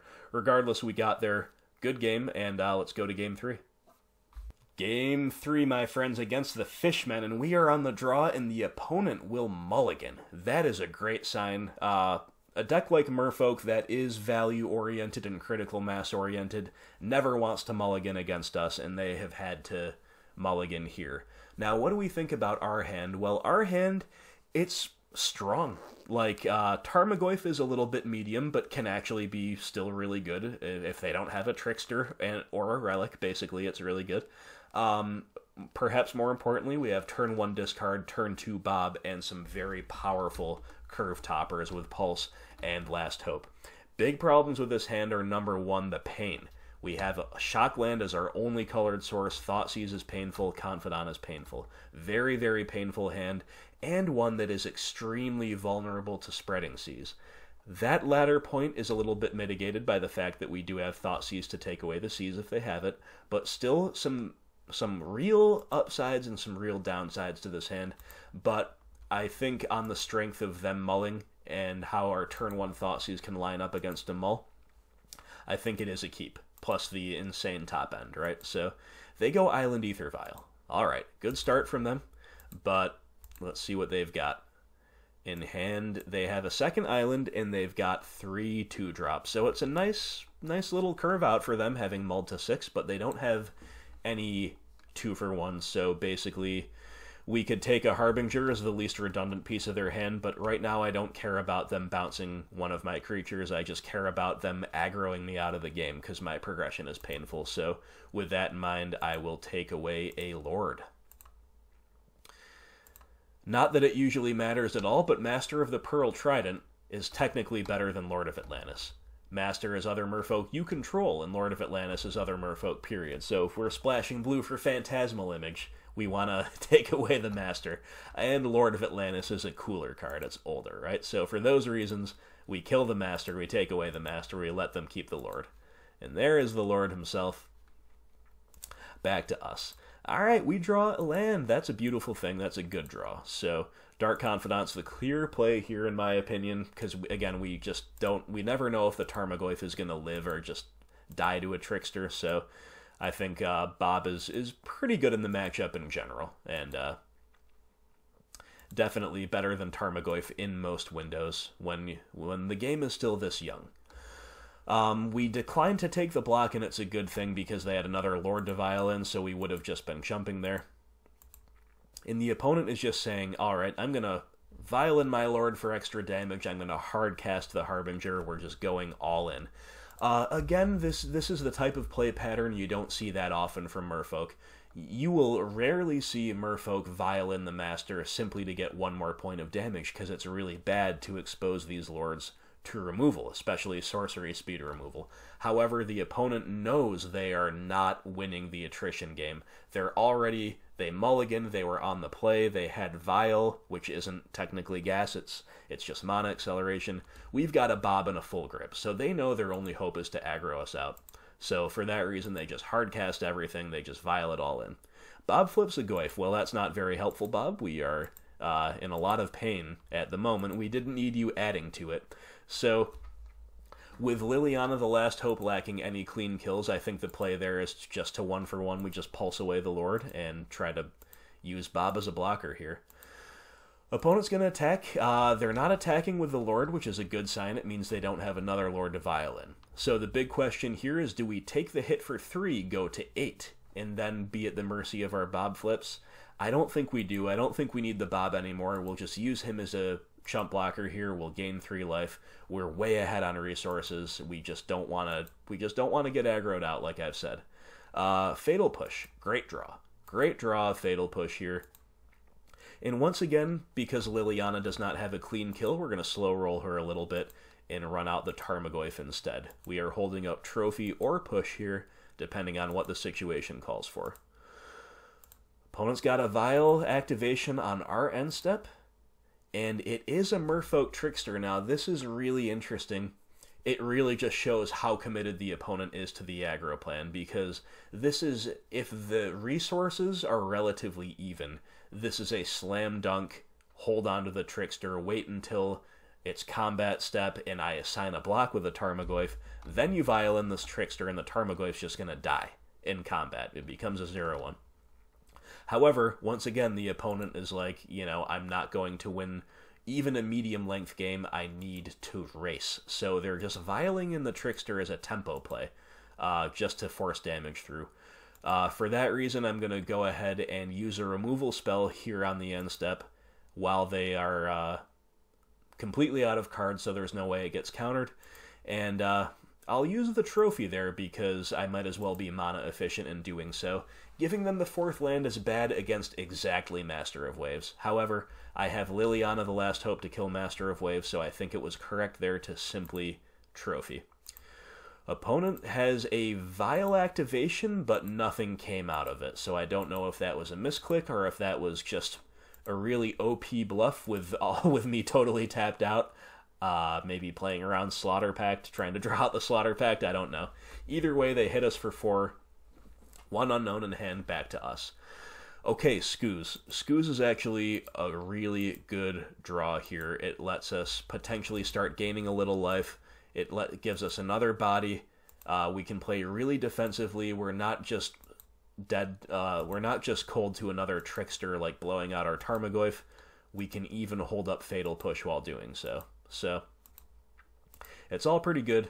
And the opponent deploys a Mutavault, and they will just pass. Alright, so a little bit of a breather here, a little bit of a reprieve. We're going to gain a life. And neither of these are the most appealing targets for a Fatal Push. So it would be mana efficient to push there, but in the end I chose not to. I think we can afford here, now that we have a Scooz as a little bit of a buffer to our life total, to play more patiently. And to that end, Treetop Village is a fine draw. I'm just going to keep playing patiently. Opponent's got a Vial activation on the end step, Silvergill Adept, sure. Once more, still no targets for the push, so no need to respond to the draw a card trigger. We just let them untap and see what they do. Alright, they're playing another island. That's not very good for them. And end step, as they pass, we're just going to go ahead and field that Mutavault. This is a really mana-efficient play. We're going to need to take care of that thing sooner or later. Might as well be sooner. We kind of need triple black, so even though it would be nice to get a second forest for the purposes of Scooz, I went ahead and got a swamp there. And once again, no need to rush on our Fatal Push. Okay, we draw a second Liliana the Last Hope. That means we don't really need to baby the first one. And to be fair, we would be fine to play her anyway now, because she has a clean kill on the field, even if we only had that first one. But now we're definitely playing the second one. Take up, kill the Silvergill, and once again, you know, we have the life total buffer. We have the resource advantage. There is no need to rush anything. We're just playing super conservatively here, and I think it's correct. Opponent's got a Mutavault and a pass with one unknown in hand. We're going to get all the life gain we can in with the Scooz here. Even though this eventually could get bounced by a Harbinger, that's fine. We just gain the life. That's all we really need it to do. Liliana the Veil, very nice draw here. We're going to just take over the game like we did, like we have already a couple times this league with Liliana Tribal. So Lily will edict away Harbinger. Other Lily will take up Shrink the Trickster. And then it's Tarmogoyf time. And once again, there is no need to get crazy. We just want to absolutely make sure we cannot lose from here. Next turn we'll probably start attacking, but here it's definitely better to just deploy the board and hang back. And the opponent's got nothing left. They had another island and another Ether Vial, so a little bit flooded for the opponent, pretty unfortunate. Ticking this Liliana of the Veil up just to get her back into Edict range is the play here, but we shrink the Trickster and we fire up the Treetop Village, and would you look at that, we actually, out of nowhere, have lethal on board. We are attacking for 19, and if the opponent doesn't see that we have lethal, we just eat a Harbinger before damage, and that's lethal. But the opponent sees it, they'll take the block with Trickster, sure. I had the Fatal Push ready if they were going to fire up the Vault, but I don't need to do that. We'll just hang on to the push. And the opponent's down to 7. There's no way they can have a catch-up card that single-handedly beats our board here. And they will draw whatever that card was and scoop it up. So we had to navigate here very cautiously. There were some windows where it was probably safe to attack, beginning maybe around turn 6 or 7. Maybe even earlier, who knows, I'd need to look back, but regardless, I don't think we were ever going to lose this game once we stuck that Scooz, as long as we played it really, really safe. The Scooz just, again, incrementally gaining us life, letting our wide board protect our Planeswalkers. Once we had that Scooz as a draw, it became very clear that the plan was to just play extremely cautiously. And to be fair, the opponent did flood out. That definitely helped us. If they had chained a bunch of Silvergill Adepts together or something, they could have competed with us on resources. But even if they had bad draws like they did, playing cautiously is fine. If they had good draws like a bunch of Silvergills, playing cautiously is still good, because that means we get to stay even with them by slaughtering all of those Adepts with Liliana the Last Hope, right? So I think regardless of what the opponent's draws were going to be, our overall strategy here was correct to just be extremely conservative, and it got us here, and by the end we had an absolutely overwhelming board state. Don't you love this, my friends? Don't you love gigantic Tarmogoyfs, huge Scoozes, and one of each Liliana on the field? Feels so good, and these are the board states we live for with Golgari. So it was a good series, good game, well played to the opponent, and we take down the Merfolk in a 2-1 match, advancing to 3-1 in the league. So we have cashed the league yet again, but let's see if we can get the 4-1. I will see you for round 5. Okay, my friends, 5th and final round of this competitive league. We are on the play, and we've got double Thoughtseize Fatal Push as good early interaction. Once we hit a 3rd land, if we do, we've got some pretty reasonable top-end cards as well. So, although, of course, we don't know exactly what we need, this is a functional hand, and Thoughtseize seems like it's going to be good against just about anything. So, we see the opponent is on Amulet Titan. Alright, not the best matchup for us, but definitely winnable. We see a really unusual Amulet Titan hand in that they have only 2 lands and they're both gemstone mines, so if they cannot continue to hit more land drops, they are actually in a lot of trouble, because they need the land drops to really get going, and the gemstone mines are going to run out as well. 3 uses and it's gone. This thing really needs the bounce lands to reset it to be good. So, with that in mind, what do we do? Well, Primal Command is their big payoff card, so there's always a consideration for taking away the big payoff card when you have a Thoughtseize, because you never know if you're going to be able to deal with it otherwise, and the games usually do go long. However, Ancient Stirrings is definitely their best early play, because that's going to just dig them to the land drop. So I'm a little sad that they have double Stirrings. It would be a snap take of alone Stirrings, but I still think taking away one of those two Stirrings is correct, and that's what I did. We're really hoping they play the Sakura Tribe Scout here so we can go untap, Fatal Push, Thoughtseize. Instead they play a Stirrings, probably wise, and they find a land, but at least it's not a bounce land, it is a Tolaria West, so good enough for me. So of course we're in a Thoughtseize again, and we see Coalition Relic is the new card that we don't know about. So this is a ramp piece that actually lines up really well with their land light, no bounce land progression. They can just cast this on curve, and it's actually a really, really good ramp piece. They have that Primal Command still. There's definitely a consideration to take that away, but I decided to take away the Relic. I think that's a really reasonable take here. We could have shocked that in to represent Fatal Push, but my thinking is this. If I get a 3rd land off the top this turn, I can play Lily the Last Hope and tick her up to kill the Tribe Scout. So that's totally fine. We won't need to push the Scout. And if I don't draw a 3rd land, I might not have anything better to do than push the Scout anyway. So I don't think we needed to shock in there. But the opponent does not run out the Scout. They just play Tolaria West and pass.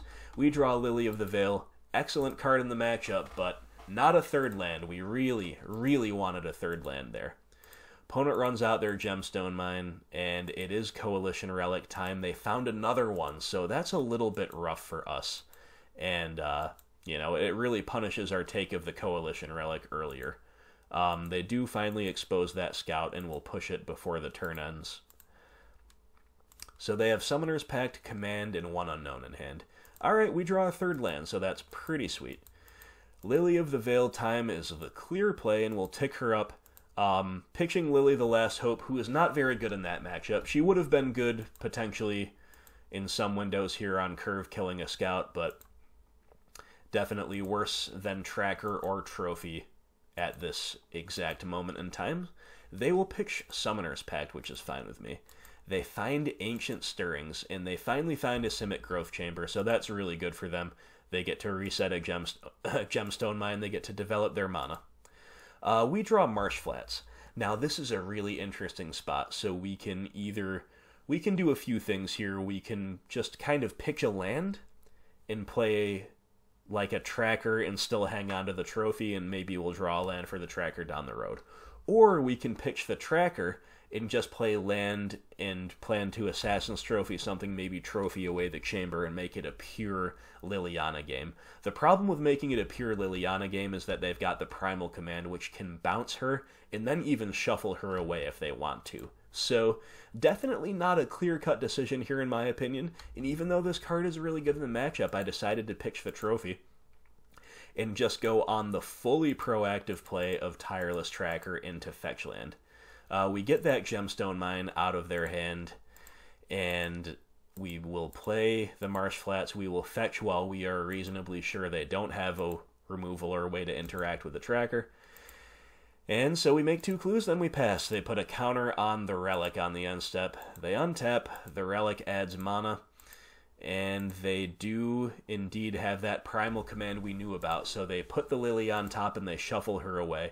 And that makes me pretty happy I went all in on this tracker, and this makes me even happier we draw a fetch land right off the top. So that's some pretty good gas, my friends. Right away we're going to activate it, go get a forest, and start cracking clues.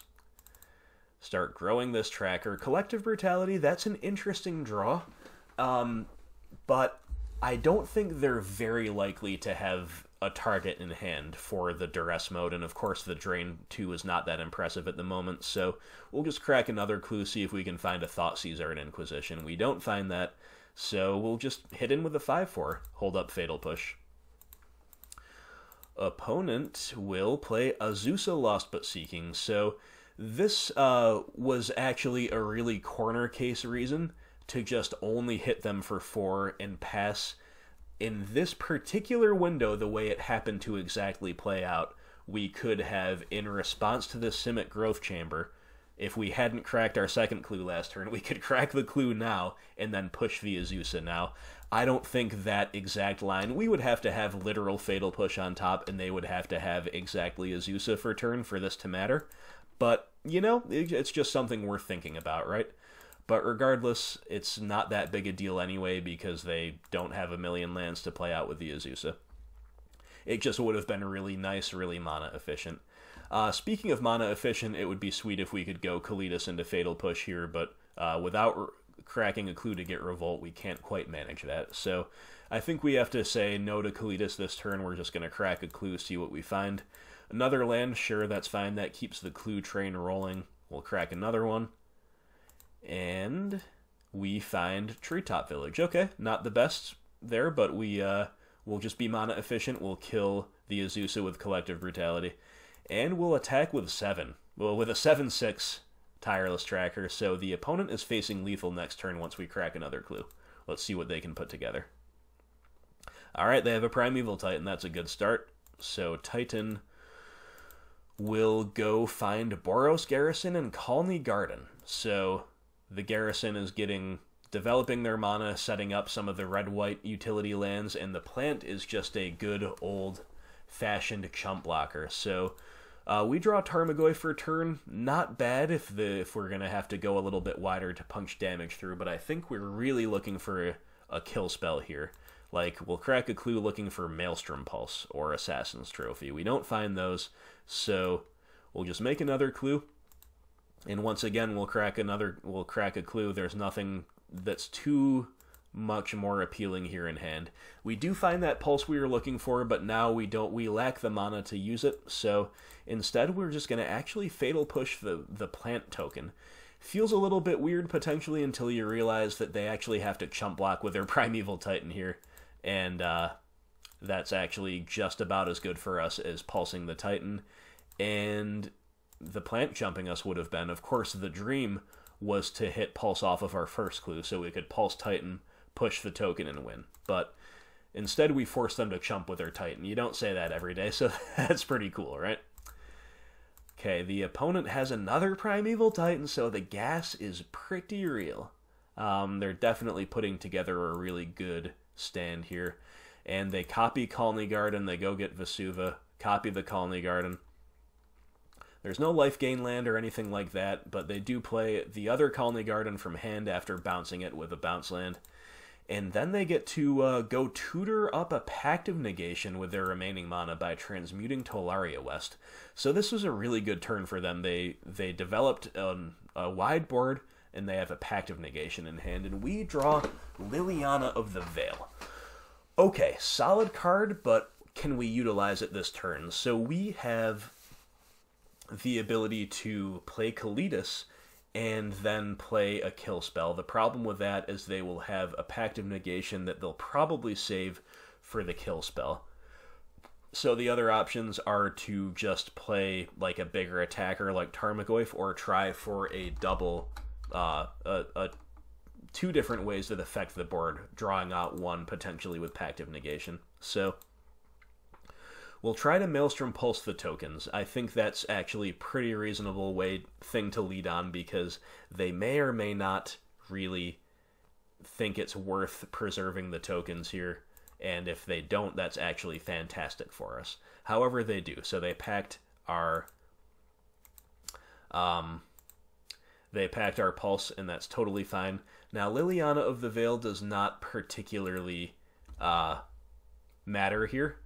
Taking away exactly one chump blocker doesn't do anything. So I think the play here would have been maybe to play the Liliana in plus, but playing the Tarmogoyf here, even though it's less mana efficient than any of our other options, actually makes their attacks a lot more awkward, because if they give the Titan double strike, like if they find a way to get those lands, or if they just have them in hand, they give the Titan double strike, well, it still dies, trades 1-for-1 if we double block when they attack. So that's why I did it that way.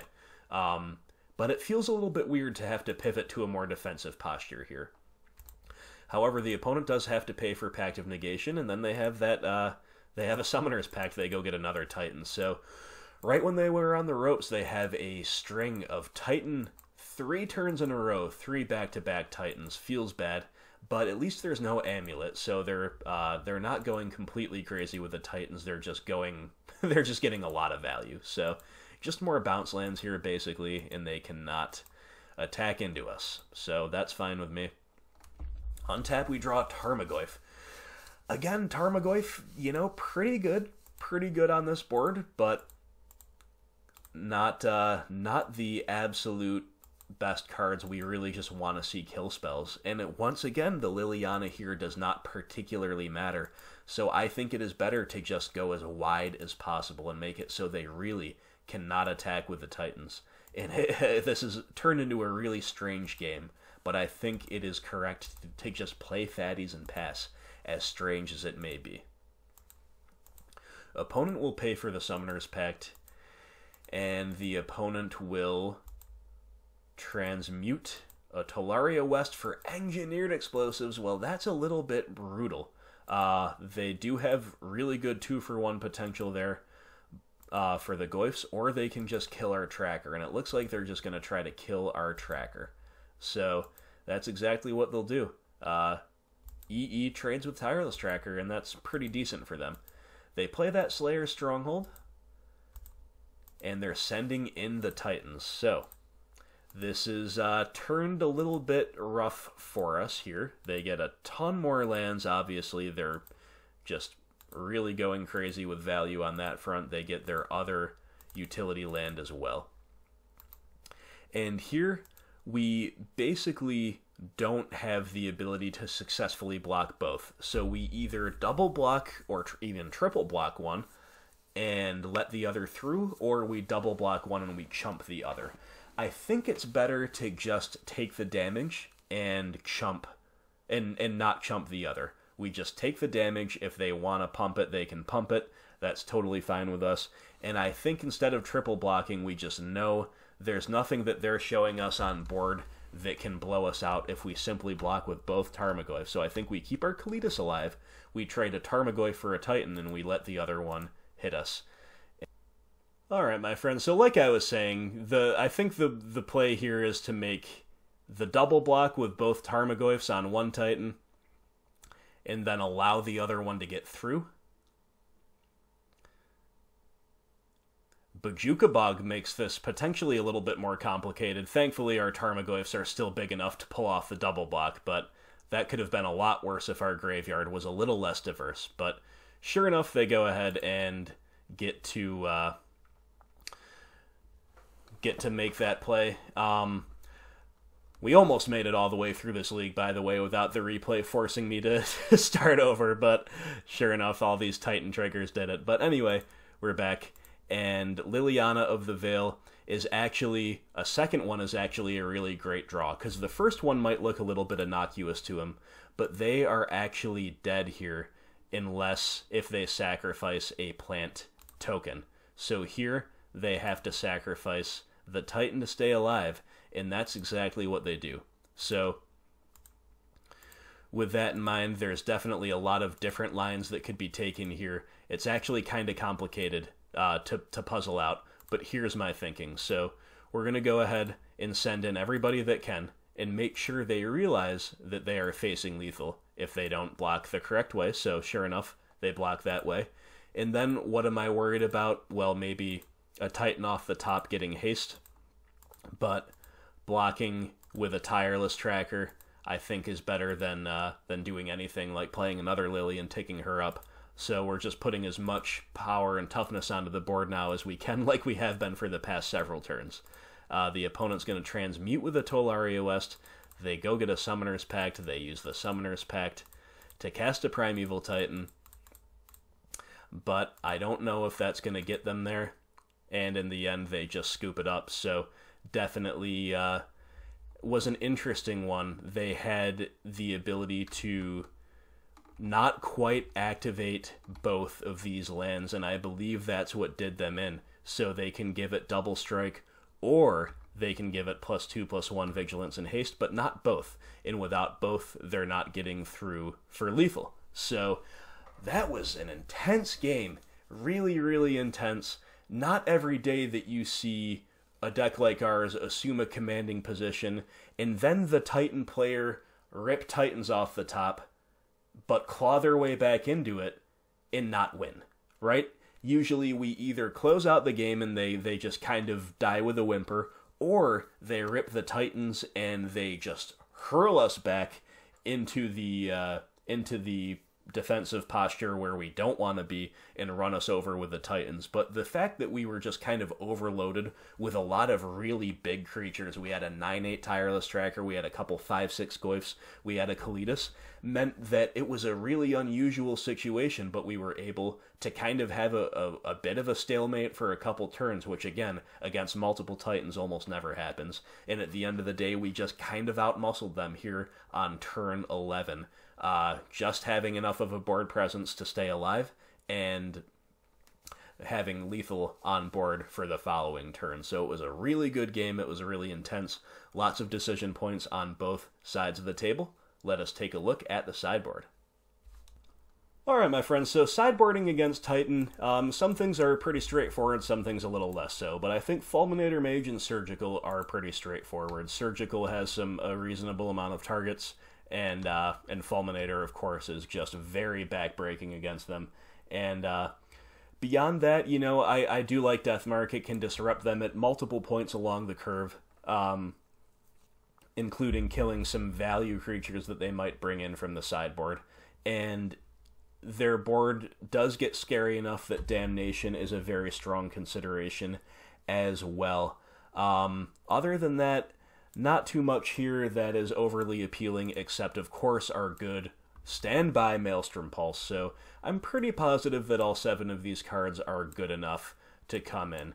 The big question, perhaps the more difficult to answer question, is what comes out. So it's a little bit awkward because a card like Fatal Push can be important to answer turn 1 Sakura Tribe Scout, and indeed to sometimes answer Azusa Lost But Seeking. However, it's definitely going to be a little bit underwhelming against their top end.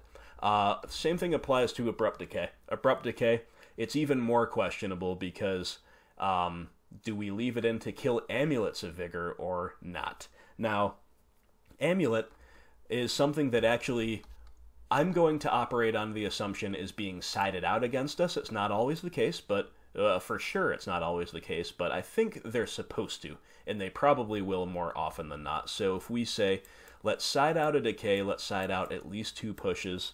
I don't personally rate Liliana the Last Hope all that highly. Leveraging 1 is fine because, you know, they do kill some stuff with EE, maybe with another spot removal or a piece of spot removal or two. You know, she does have a couple targets with the X1 power and toughness that she can kill, but ultimately I think I would rather leverage other cards. And, you know, Collective Brutality, again, leveraging exactly one is fine, but I would probably advise siding it out if you have other things to do. And even siding out two of these cards that are basically fine still leaves us with a couple cuts to make, so it's not easy. But I like leaving in all 4 Liliana on the play, but I think on the draw, if we're looking for slots to cut, we can cut one of her. And cutting away a Skooz is fine. It's just a little bit of a more medium threat compared to others. If there is a game 3, I will be on the play. I'll probably bring back my 4th Lily for that. And then from there, maybe you go all the way down to 1 push, or maybe cut like a... It's tough. It's really tough. You could cut a Tireless Tracker, even though it's fine when the match gets grindy. You could maybe play around with not having the Damnation. You could cut Kalidas maybe instead of Tracker. So there's a few cards that are a little bit more marginal for sure. And maybe in fact Kalidas is worse than Tracker. Maybe we just always leave in 3 Trackers in this matchup. But regardless, for the match you are about to see in Game 2, I'm on the draw. I only have 3 Lilianas. And the deck looks a little something like this. Okay, everybody, Game 2 against Amulet Titan, and this hand is fine. It is lacking in gas, for sure, but turn 1 Thoughtseize into turn 2 Tarmogoyf is excellent. Excellent in the matchup. Turn 1 Sakura Tribe Scout is a little bit rough. A lot of our hands line up better against that than this one, but we'll still see where this Thoughtseize gets us. They have only a 2-lander yet again, so not one that the Sakura Tribe Scout gets a ton of mileage out of. And once again, it's kind of... This is eerily similar to Game 1. They still have that Primal Command, the Pact, the Stirrings, even the Coalition Relic that showed up after we Thoughtseized them in Game 1, right? So once again, it's kind of an open question, and I would be saying the same things in Game 1 that I would say here, so I won't repeat them. I will just say, once again, we respect the power of Coalition Relic as a ramp piece. It was pretty much between that or Stirrings, but yet again, you know, you want to consider taking the Primal Command here, but we let them have the Stirrings. They find another land off of it, sure. And Sanctuary is what comes down. The opponent passes. Dark Confidant, that's a pretty interesting draw, so it's between the Bob or the Goyf, and with the power of my interaction here, I actually went ahead and chose to play the Bob over the Goyf, although there is an argument for both. And they're going to path it, so I guess either way, probably not the most relevant. If they were willing to path the Bob, they were probably willing to path the Goyf. Seems like they wanted to be mana efficient there as much as anything else. So Simic Growth Chamber is going to bounce the mine, and they will pass. Okay, we draw Deathmark. Deathmark is an interesting one. I'm going to run out a basic first there and then play the Liliana, so that if I want to cast the Deathmark here in the second main phase, I can. And I'm going to tick up, and I'm a little bit worried about them pacting for an Obstinate Baloth. However, if they do that, we will have the Deathmark in hand to answer it. So let's pitch the Hissing Quagmire. And not only do they not pact for a Baloth, they just discard the pact, so that's pretty fine with me. And just to be mana efficient and also respecting the power of this card, I am just going to go ahead and Deathmark the Scout there. It also keeps the board clear, so if they hardcast a threat this upcoming turn, we can Edict it away with Liliana. So, all those reasons, I think Deathmarking there is fine. And once again, they're going to take care of our Lily with Primal Command. They put her on top and shuffle her away. We draw Treetop Village for turn, so that's not bad, not great, not bad. But I think the play here is to run out both of our threats, totally empty our hand, be mana efficient, and start really threatening the board. Now, this is very bad against exactly Engineered Explosives. However, I don't think we can play scared of that card. It's not like we have necessarily better things to do instead, right? So we just run out the threats. And they've got a Primeval Titan into Bojuka Bog. And amazingly, we don't have a graveyard right now, so Bojuka Bog is a gigantic blowout on this board state. It reduces our 2 threats to very, very underwhelming ones. We top deck Inquisition, not the best, and they're going to Summoner's Pact in response for Hornet Queen. And their hand is now Hornet Queen Gemstone Mine, and we are in major trouble. We can't even really handle this Titan here, much less the Queen. They're going to pay for the Pact, and they're going to move to attacks and attack with a Titan. So Titan will go get a couple of lands. Talaria West represents more gas because they can bounce it and transmute it. That's exactly what they're going to do. So I actually accidentally clicked through the declare attacker step. I think I actually wanted to fire up the treetop and just assign all the blocks that I can. However, I misclicked, and therefore I just kind of have to either chump block or take the hit, so I take the hit. But we have more problems than that. We have the Talaria West transmuting for another pact. We have the Hornet Queen in hand. These are all very hard cards to beat. Drawing a Tarmogoyf is not the most helpful, but I guess it does make our potential multi-blocks a little bit better there. So we'll have to see what goes on here. They're going to swing with the Titan and get another couple things. The repeat Bojuka Bog off of Vesuva, that's it, is pretty good. But we're going to fire up the treetop correctly this time. We're going to mob block the Titan. I think that's pretty much what we've got to do. We don't have much hope of beating them with a value-oriented plan anyway, with that Hornet Queen coming down, but this is kind of step 1 to doing so, if we get some good draws. And they take care of the treetop village and the Skoos, leaving us with a couple Goyfs to face down the Hornet Queen and her army. And they will...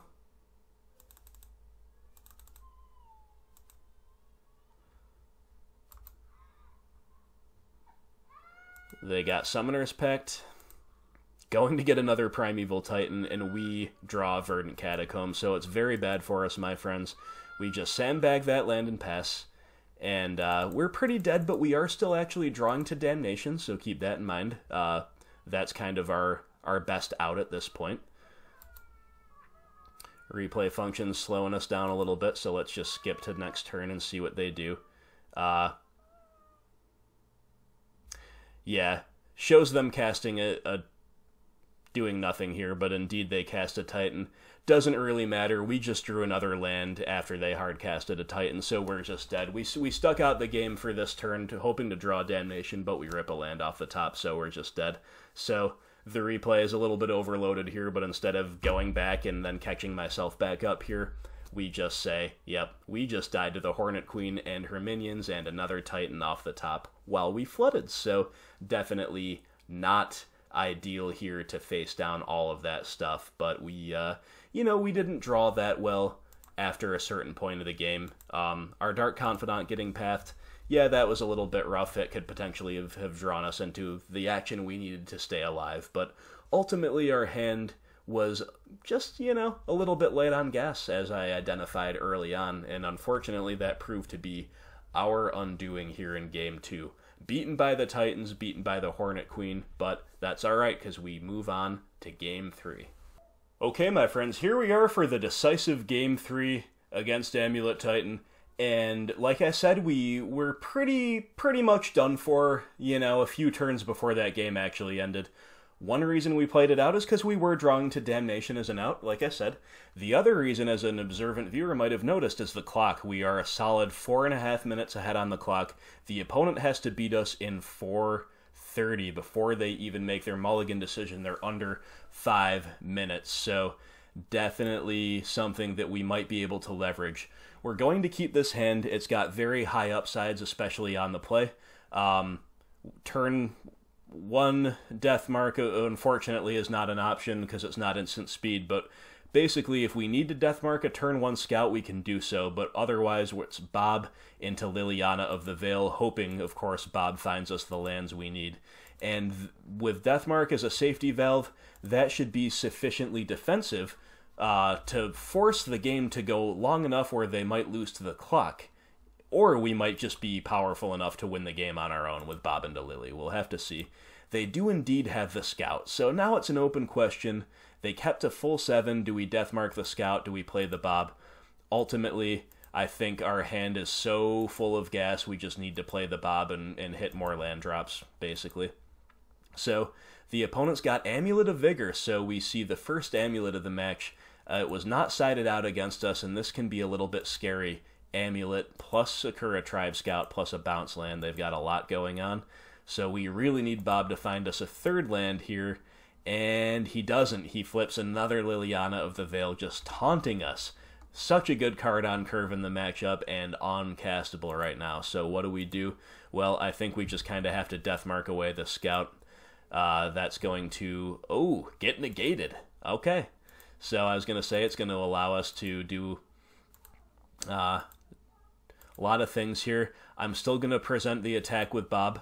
I don't think they're going to take the block if they wanted to negate the Deathmark, but the opponent has got a little bit of a reprieve when we have no third land, so end step they're going to dump that forest back out, but here's the problem for the opponent. They have no third land drop, so they have the Sakura Tribe Scout and the Amulet of Vigor, all very good, but doesn't look like they have a third land to make any of that stuff useful. Unfortunately, neither do we, so we flip Surgical Extraction. We've got all the stuff in hand. Not much that's castable, really just a 2-drop threat, so we're sitting here trying to figure out what to do, and the opponent just scoops it up. They just scoop it up, so the opponent is just thinking there's no way they're beating this full grip with only 3:30 on the clock and with them missing their land drops. But they don't really know that we are kind of not up to much anyway. So, we'll take it. We got the win. We finished 4-1. I think we still are probably favored here if both decks are missing land drops. We're ahead on the clock. Our hand is extraordinarily powerful once we eventually hit our third land, and we're drawing 2 cards a turn. So to be fair, we are favored, but I think the opponent should have really played this one out. At least in a little while longer. At least make us show them the third land, which we didn't have. So anyway, here I think what we would have done is attacked with the Bob. If they take the trade, we play another Bob and we pass. If they let it through, we play a Tarmogoyf probably. But either way, I'll take it. They scooped it up. They don't think they can beat us with this amount on the clock.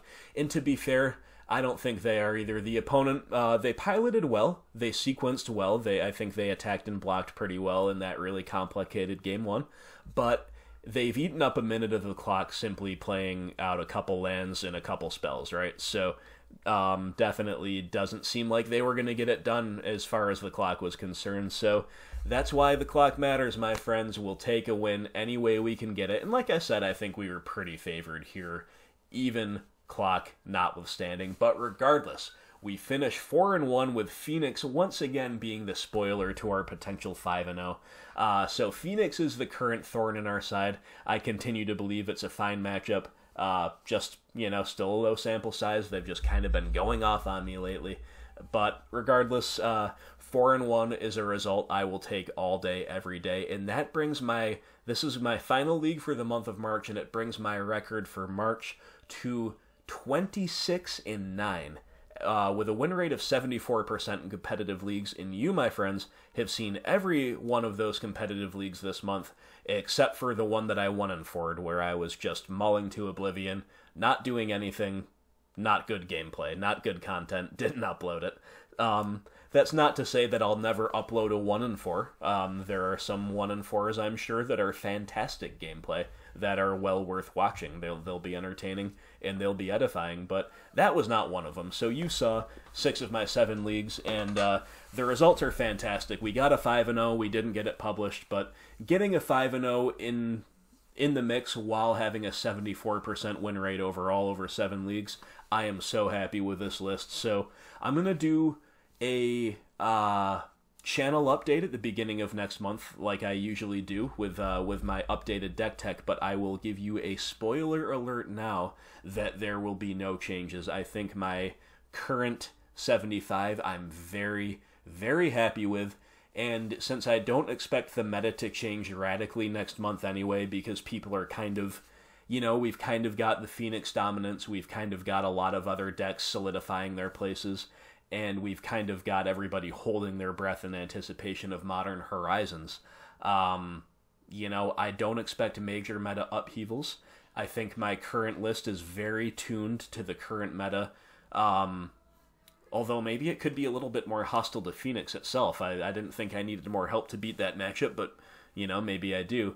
But I think it's very tuned to the current meta and to my own preferences and my own playstyle. So for the moment, I'm just going to let you guys know I'll still be doing an update next month, but there's going to be no changes. I'm very happy with this list, and you've seen the list play out a ton this month. It seems really solid to me. So as always, my friends, thank you so much for watching. Thanks again to our newest patron, the Inquisitor Pablo. Thank you, my friend, for supporting the content. And to everyone out there, if you're a patron, God bless you. Thank you so much. It means a lot to me. And if you're not, you can still consider becoming a patron. The link is in the description below. It would be much appreciated.